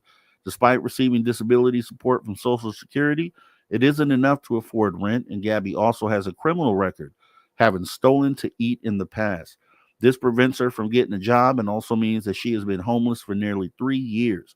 Quote, her family knows where she is, but they don't know how to help her. She has a phone they pay for, the Reddit user explained. The woman then said she contacted a friend that helped provide people with homes and essentials to help Gabby. I gave her my phone number, put her in my car, and drove her to my friend who was going to help her get food, shelter, and a mental health evaluation. Fingers crossed, it's the beginning of something great for her, the woman concluded. And that's pretty weird, right? To have someone living under your house and you don't know about it. But it takes me back to my situation where I'm hearing footsteps on the roof. I could have sworn, based on as loud as the footsteps were, that someone had to be living in the crawl space in the attic. I mean, there was no other explanation for what I was hearing, but someone else living up there. And I did. I went outside and I checked, even though I thought it was not plausible at all for that to happen. I did go out and check in my garage, and I went to look in the crawl space, and obviously there was no one there. So the phenomena continues here with me at this house, and my newfound understanding for what this might be. This might all be related. Everything that I mentioned to you guys, all the different parts of the phenomena may actually be connected. And if that's the case, that is one scary proposition. So with that being said, I want to go ahead and thank our guest tonight, Debz Shakti, for coming in hours 1 and 2, always bringing good energy. Also, I want to thank Steve Stockton, Tales Untold Missing Person Mysteries, for always coming with awesome stories. Also, my guy, Drew Banky, stepping in with the After Hours Wrap-Up. Also want to thank the guy that you hear right there, Mr. Ron Bubblefoot Dahl. He's the man that's rocking us out every weekend as he reminds us to never say never again, because yes, the phenomena is real and anything and everything is possible. So with that being said, show some of your love by putting your horns up. Also, we want to thank our viewers online and listeners on terrestrial radio and digital platforms when and wherever in the world you may be listening from. We appreciate you tuning your frequency to Spaced Out Radio, where we do what we do best. And what's that, you ask? We own the night. Remember, this show is copyrighted Spaced Out Radio and SOR Media Ventures Limited. It's been a pleasure serving you once again as your host. I'm Mr. Rob G. This is the After Hours Radio Show. And to all you space travelers out there, this is not a goodbye nor a farewell. However, as we get ready to go off the air for the night, you can best believe we will see you next time. Much love. Take care.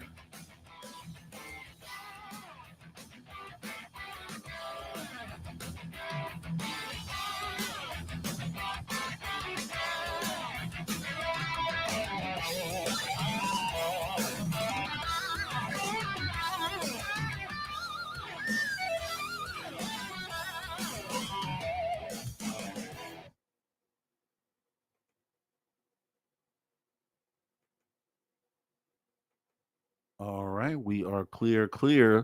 Awesome show. I want to thank everybody for coming on out tonight. It has been a blast. We will be doing this again tomorrow as our guests, as I said before, are going to be Lala Bright and Science Bob tomorrow night right here in the after hours. We're going to be talking Orbis Paranormal. We're going to be talking about a bunch of different stuff. So make sure that you're here for that. Also, if you haven't already, please consider hitting the like button on this show tonight. Let's jug the algorithm. Let's make something happen to get this word out there as we continue to have conversations that move the needle. Also, the after show. So we were gonna do a late night call-in show tonight. However, daddy duty calls. I have to go get the kids from the state fair where they've been having a blast all day, and I'll be going to pick them up as soon as the show ends. So guess what? I'm out of here. You guys have a great rest of your night. See you back here tomorrow.